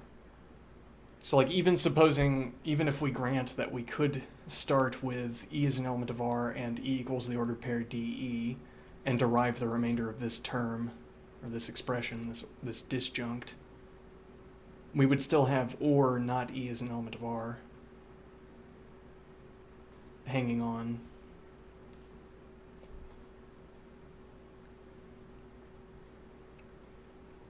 So the point here that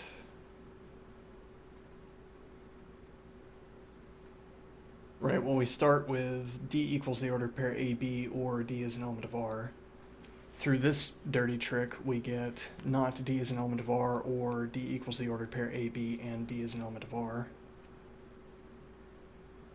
Okay. Which is this term, this disjunct. D equals the ordered pair AB and D is an element of R is sort of the seed of this disjunct back here. With the idea being that these further conjuncts inside the brackets might fall out of these two expressions. Okay, but then we would still have the term, the disjunct, or not D is an element of R. Okay, and we can't derive any of these other disjuncts, or rather, any of these three disjuncts.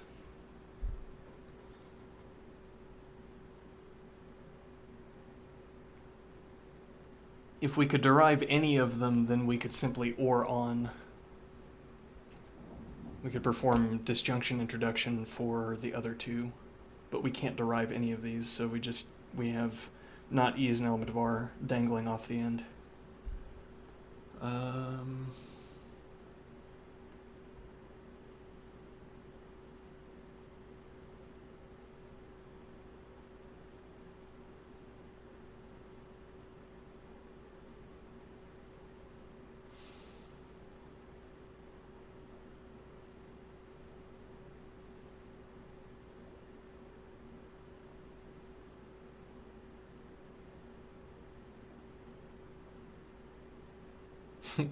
Crisis in the foundations.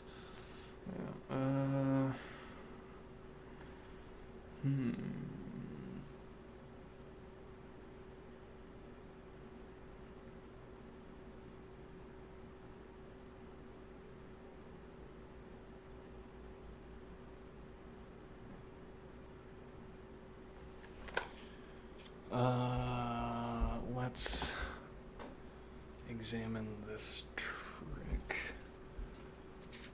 So if we have P or not Q, or not P or Q, interderivable with. I mean, we've seen this trick elsewhere, but it didn't strike me to do here. Not P or Q is interderivable with the expression not P or Q and not P or P. Unless you're a constructivist. Okay, which is interderivable with the expression not P or P and Q.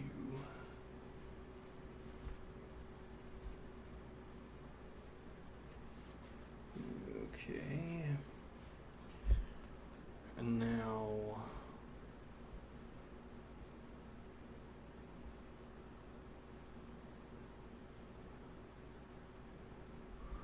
is there anything fancy I can do if I start with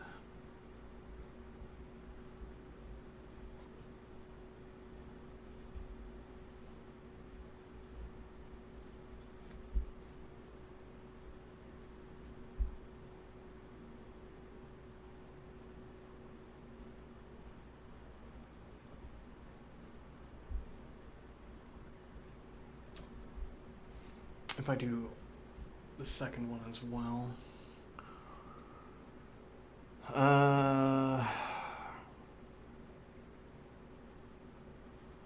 So this would be interderivable with, let's just do the not P or P first. So we'll do not P or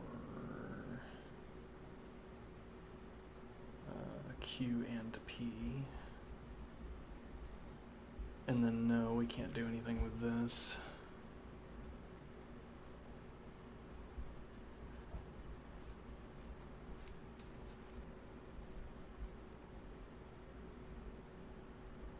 Well, I don't know, let's distribute it through. We get not P and Q, not Q or Q, or not Q or Q and Q and P, which is interderivable with nothing.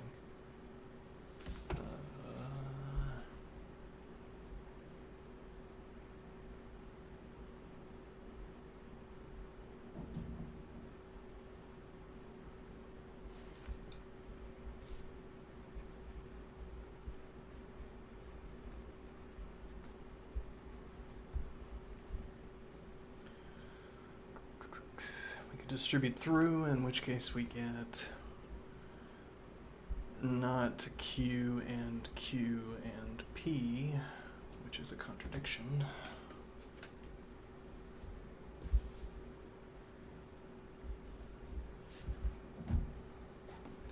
Okay, or Q and P.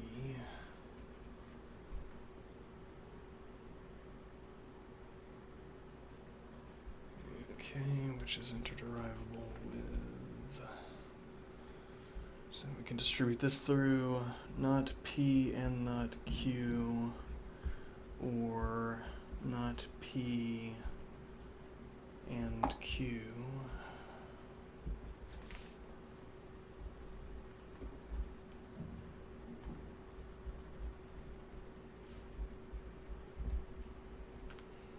Okay. Or P and Q.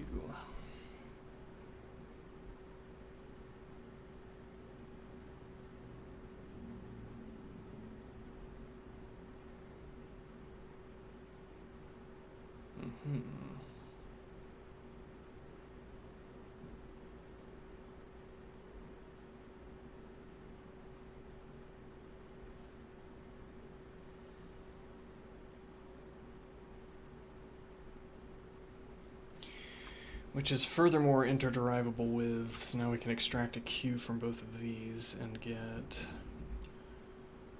Q and P or not P.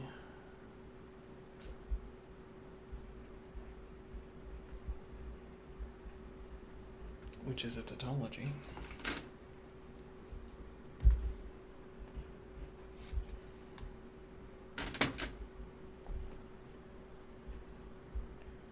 Or not P and not Q,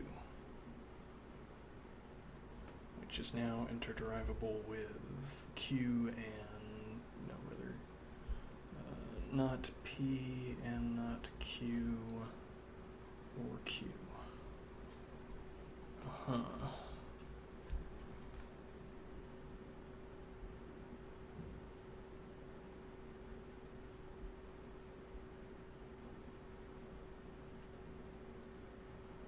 Which, if we want it bad enough, this also turns into not P or Q, which is interderivable with P or Q, then Q. Which we could have derived from the beginning.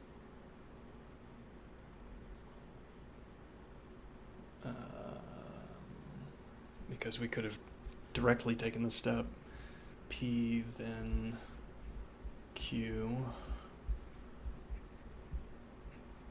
Well, though, wait a minute. Then why would this be forward derivable? Ignorance, I guess. Huh.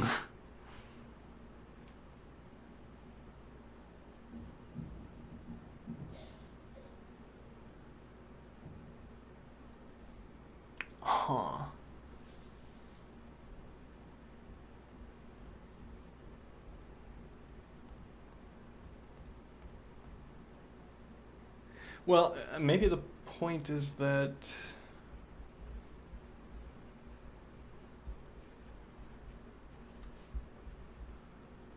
well, maybe there's no point at all, but maybe how we try to make sense of this is by observing that Q then Q is true as well by itself.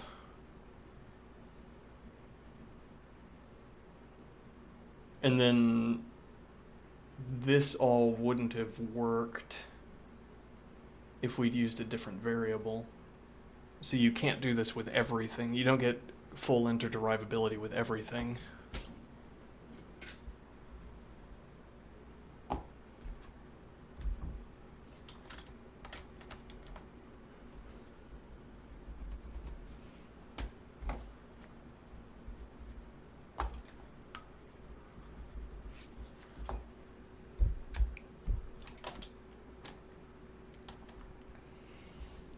What do I mean? I mean that at least one step up here relied on the fact that this additional term we introduced, not Q or Q, uses a term that's already present.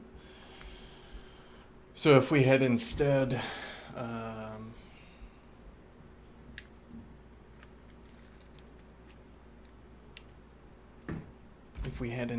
played not P or Q and not P or P and not R or R, this game doesn't play out as effectively.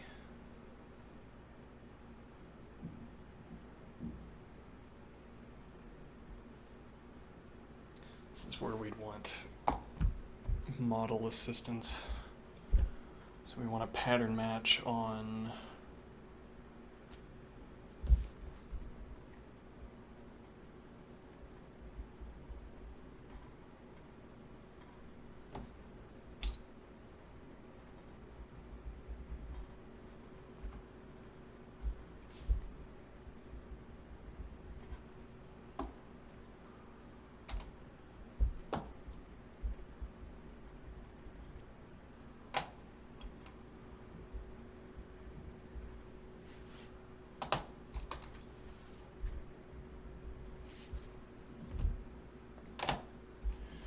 we'd want to pattern match all the way through, but then that ends up being horrible to do by hand.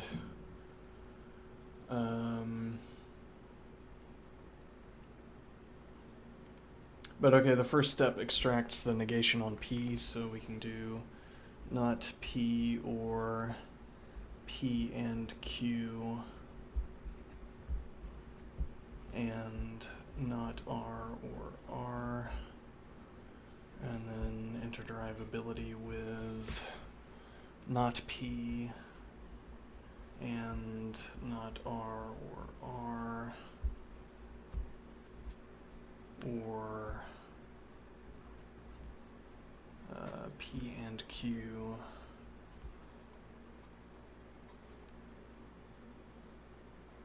and not R or R.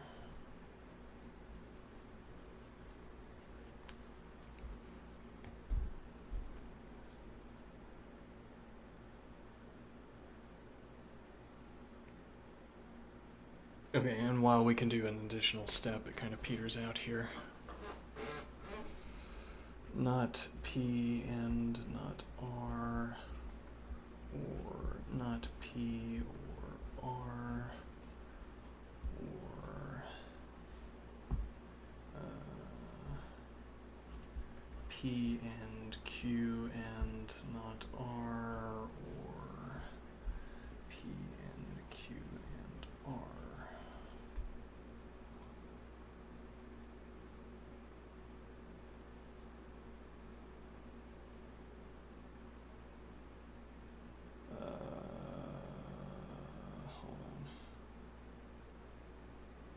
should be and.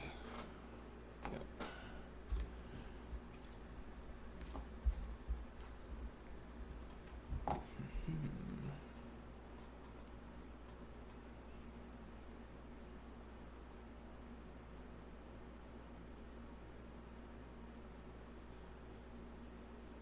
And that amounts to nothing. Okay. Dot, dot, dot.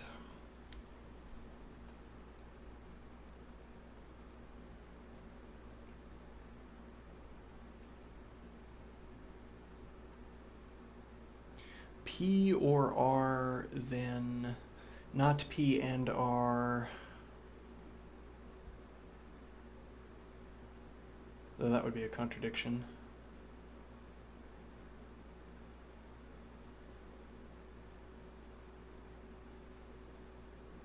Actually, wouldn't all of these be contradictions?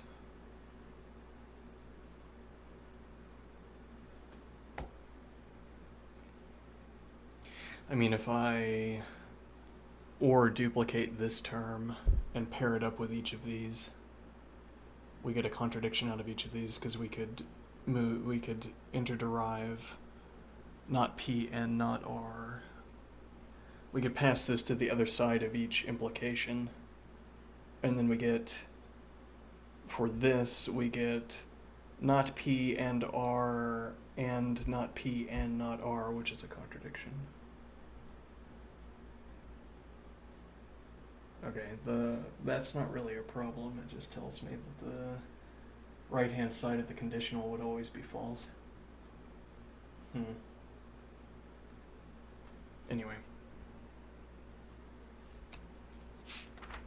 What does any of that do for me? No idea.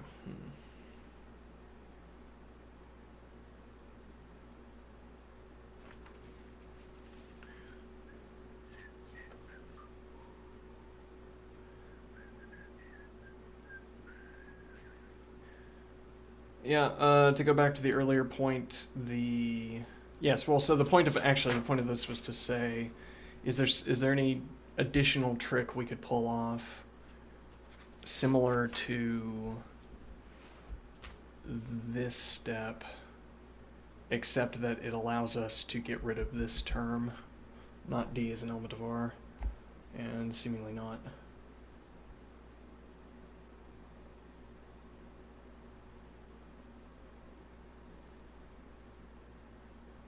Okay. Yeah, I'm a little bit out of it. A little bit out of juice.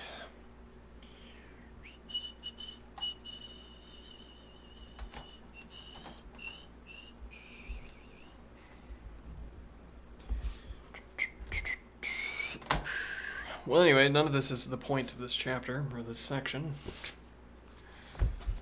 What is the point of this section? To introduce ordering relations. Yes. R is reflexive, is interderivable with the expression that the identity of the field of R is a subset of R. Okay.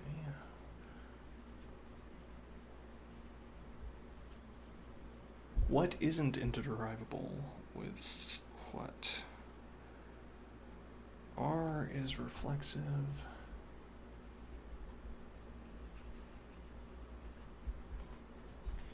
Is interderivable with the expression that the identity of the field of R is a subset of R.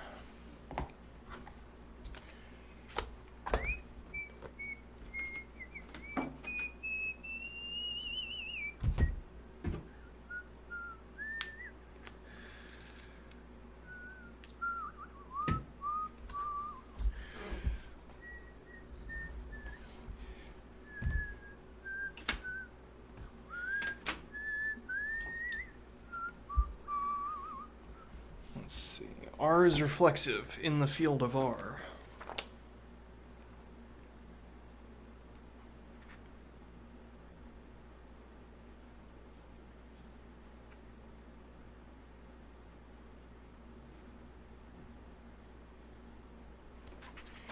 So R is reflexive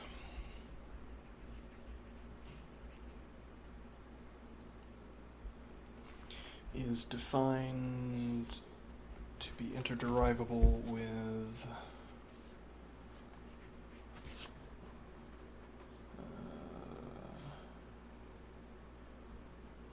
for all A if A is an element of the field of R,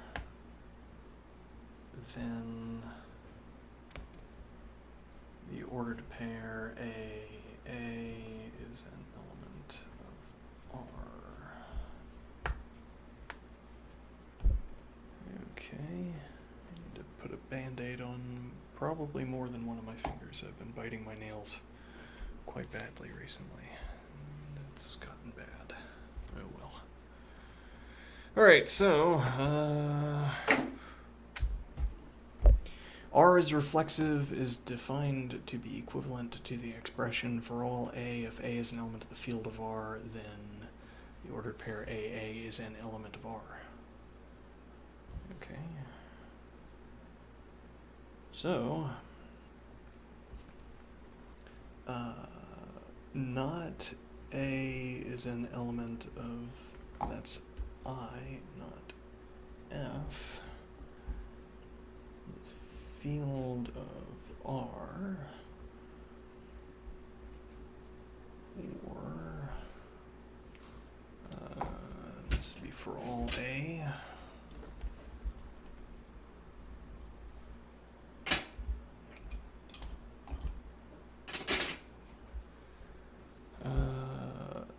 Not A is an element of the field of R, or the ordered pair A is an element of R.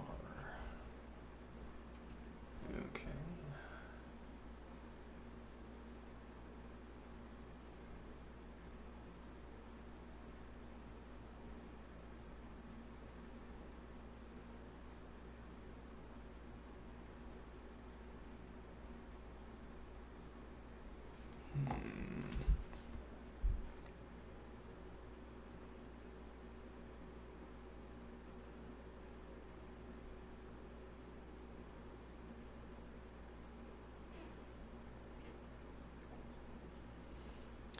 So A is an element of the field of R is interderivable.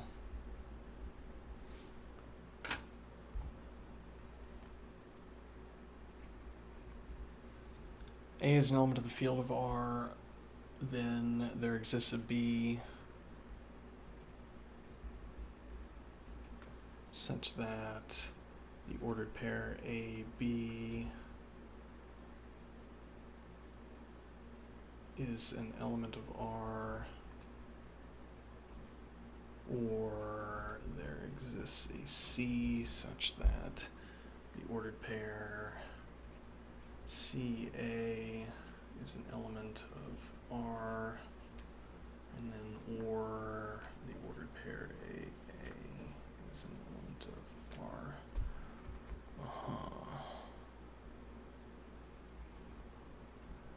And that's because this expression is interderivable. Okay, hold on. We need to restart.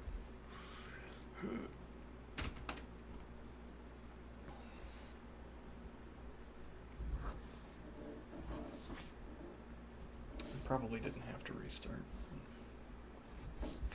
My wits have left me. Okay, so for all A, which is our quantification here, not A is an element of the field of R, or the ordered pair AA is an element of R. Okay, which is interderivable with the expression not A is an element of the domain of R, or A is an element of the range of R,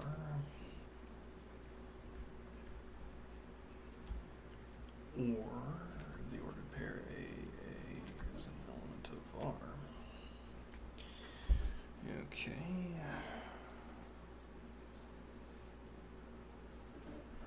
And then not. There exists a B such that the ordered pair AB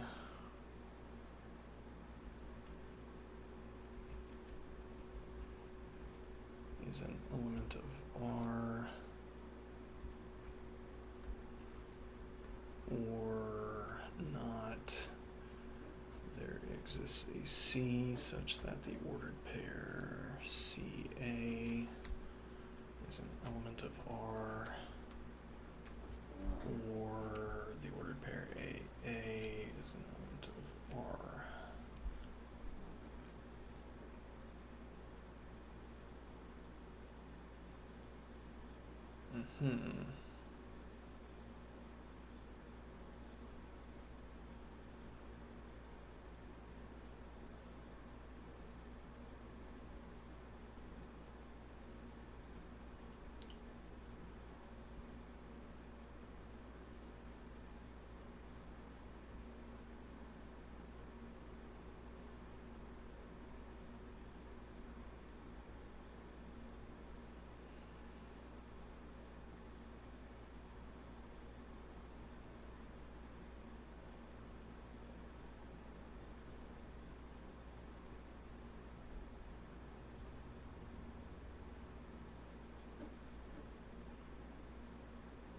All right, I am not having any clever ideas about how to take this to the other side, so we will start on the other side.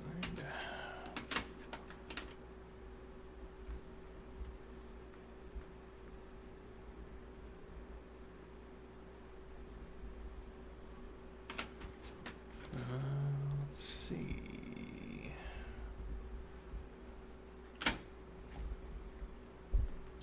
For all D,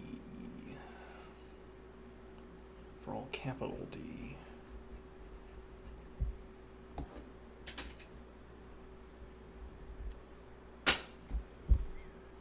D is an element of the identity of the field of R,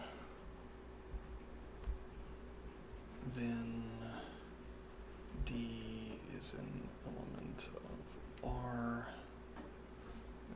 Okay. Interderivable with the expression. There exists a lowercase d such that D is equal to the ordered pair DD. Okay. And D is an element, lowercase d in this case. Of the field of R. Okay. Or, rather, negation on this.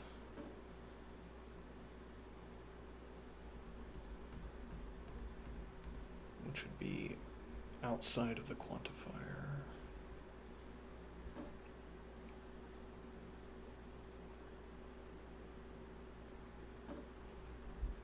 Or D is an element of R.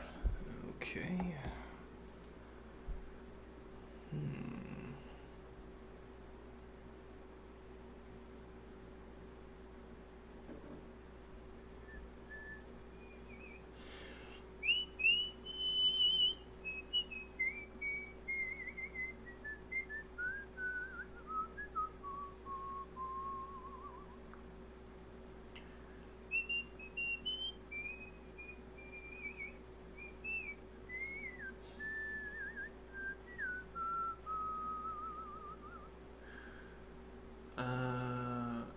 so we can distribute that through for all D, not D equals the ordered pair DD, or not D is an element of the field of R, or D is an element of R. Okay.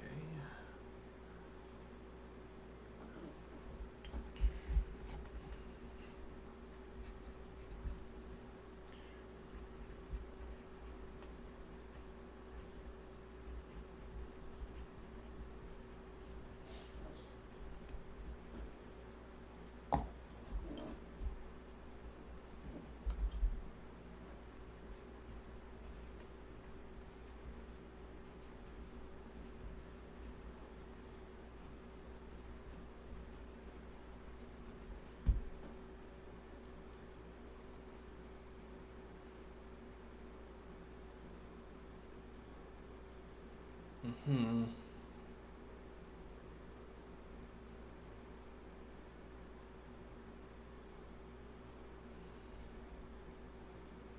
This expression, not D is an element of the field of R, would be not A is an element of the domain of R, or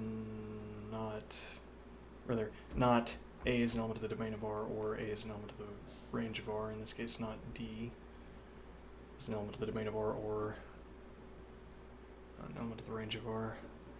Okay. So maybe we didn't need to split this.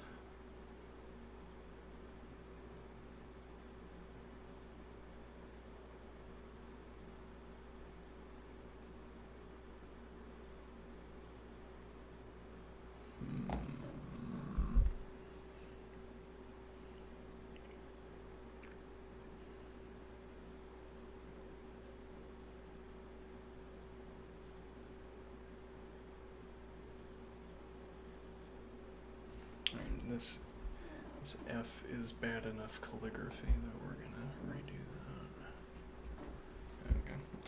that. Okay.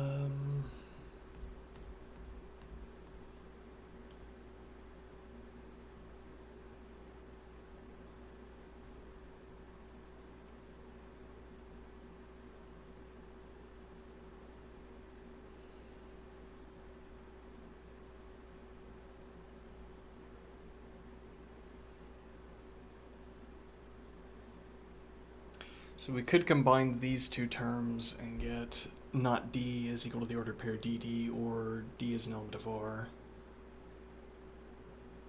And then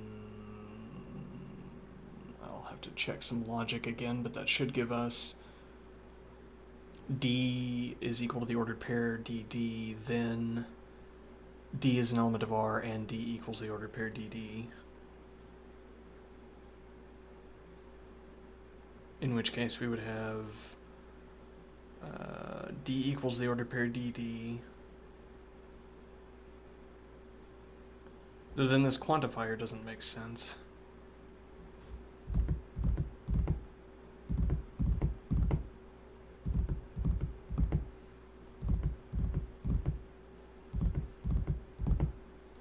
Yeah, somehow it feels like my logic is still shaky. Seems like we would have picked it up by now. If I have the negation outside and we said not there exists a D such that D equals the ordered pair DD, and then I flip that,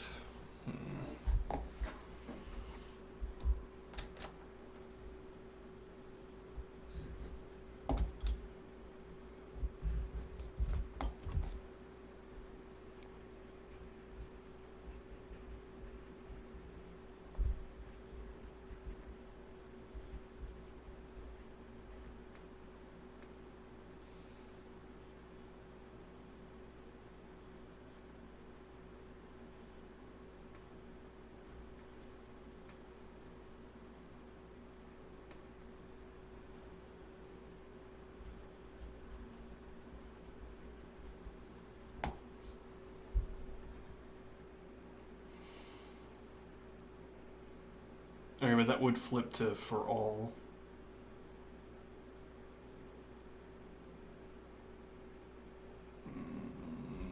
So this would be like saying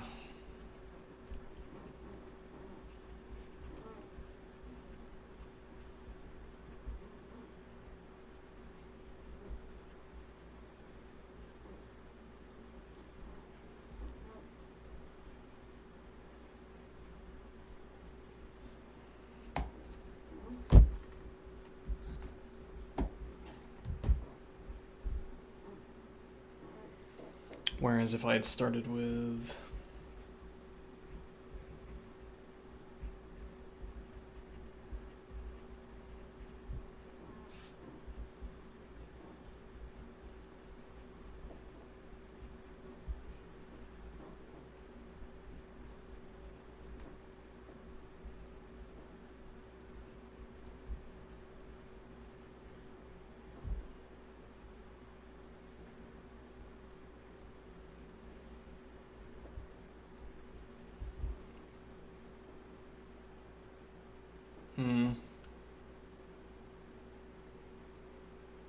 Though that also doesn't make a lot of sense. I mean, what are we saying here?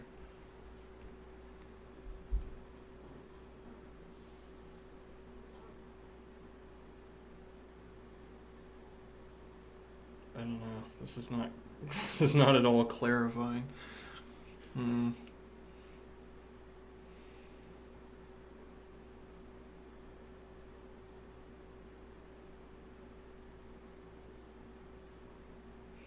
Oh, we could take a step back and read Suppes's logic book. I don't have a physical copy of it, but that doesn't matter much. I mean, we don't do much with a physical copy of this book.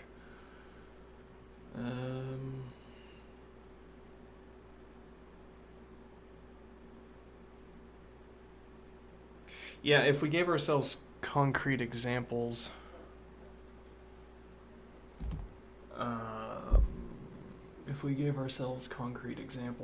I assume we would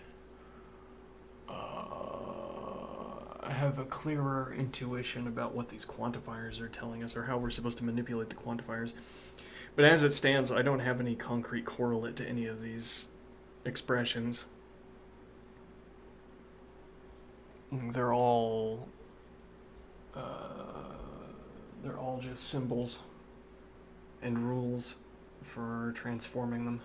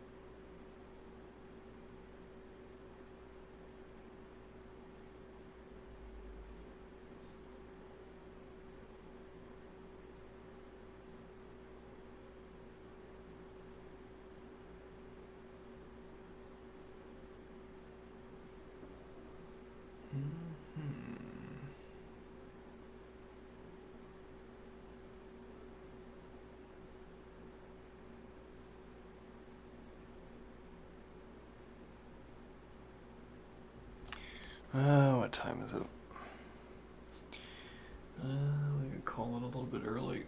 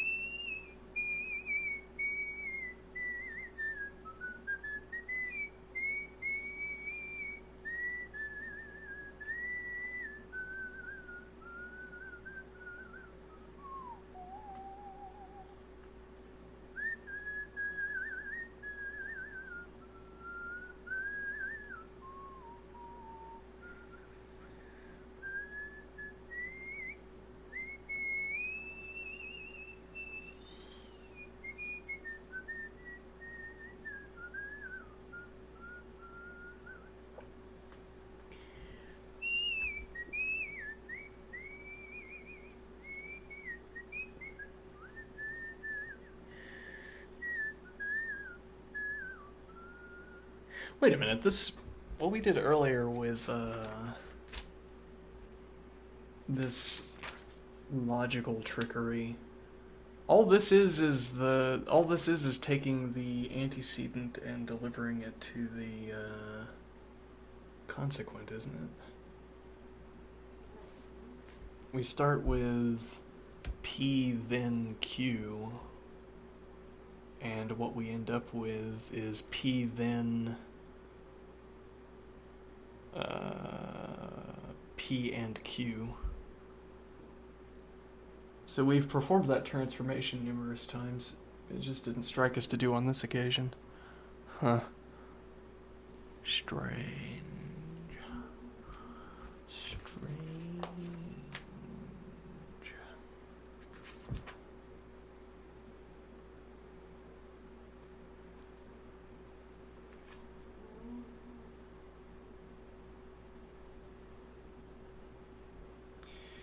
Alright, well, I guess I'm out of logic for the day. So, I will call it for now. We will be back, no doubt, soon. Probably tomorrow. Have a good one.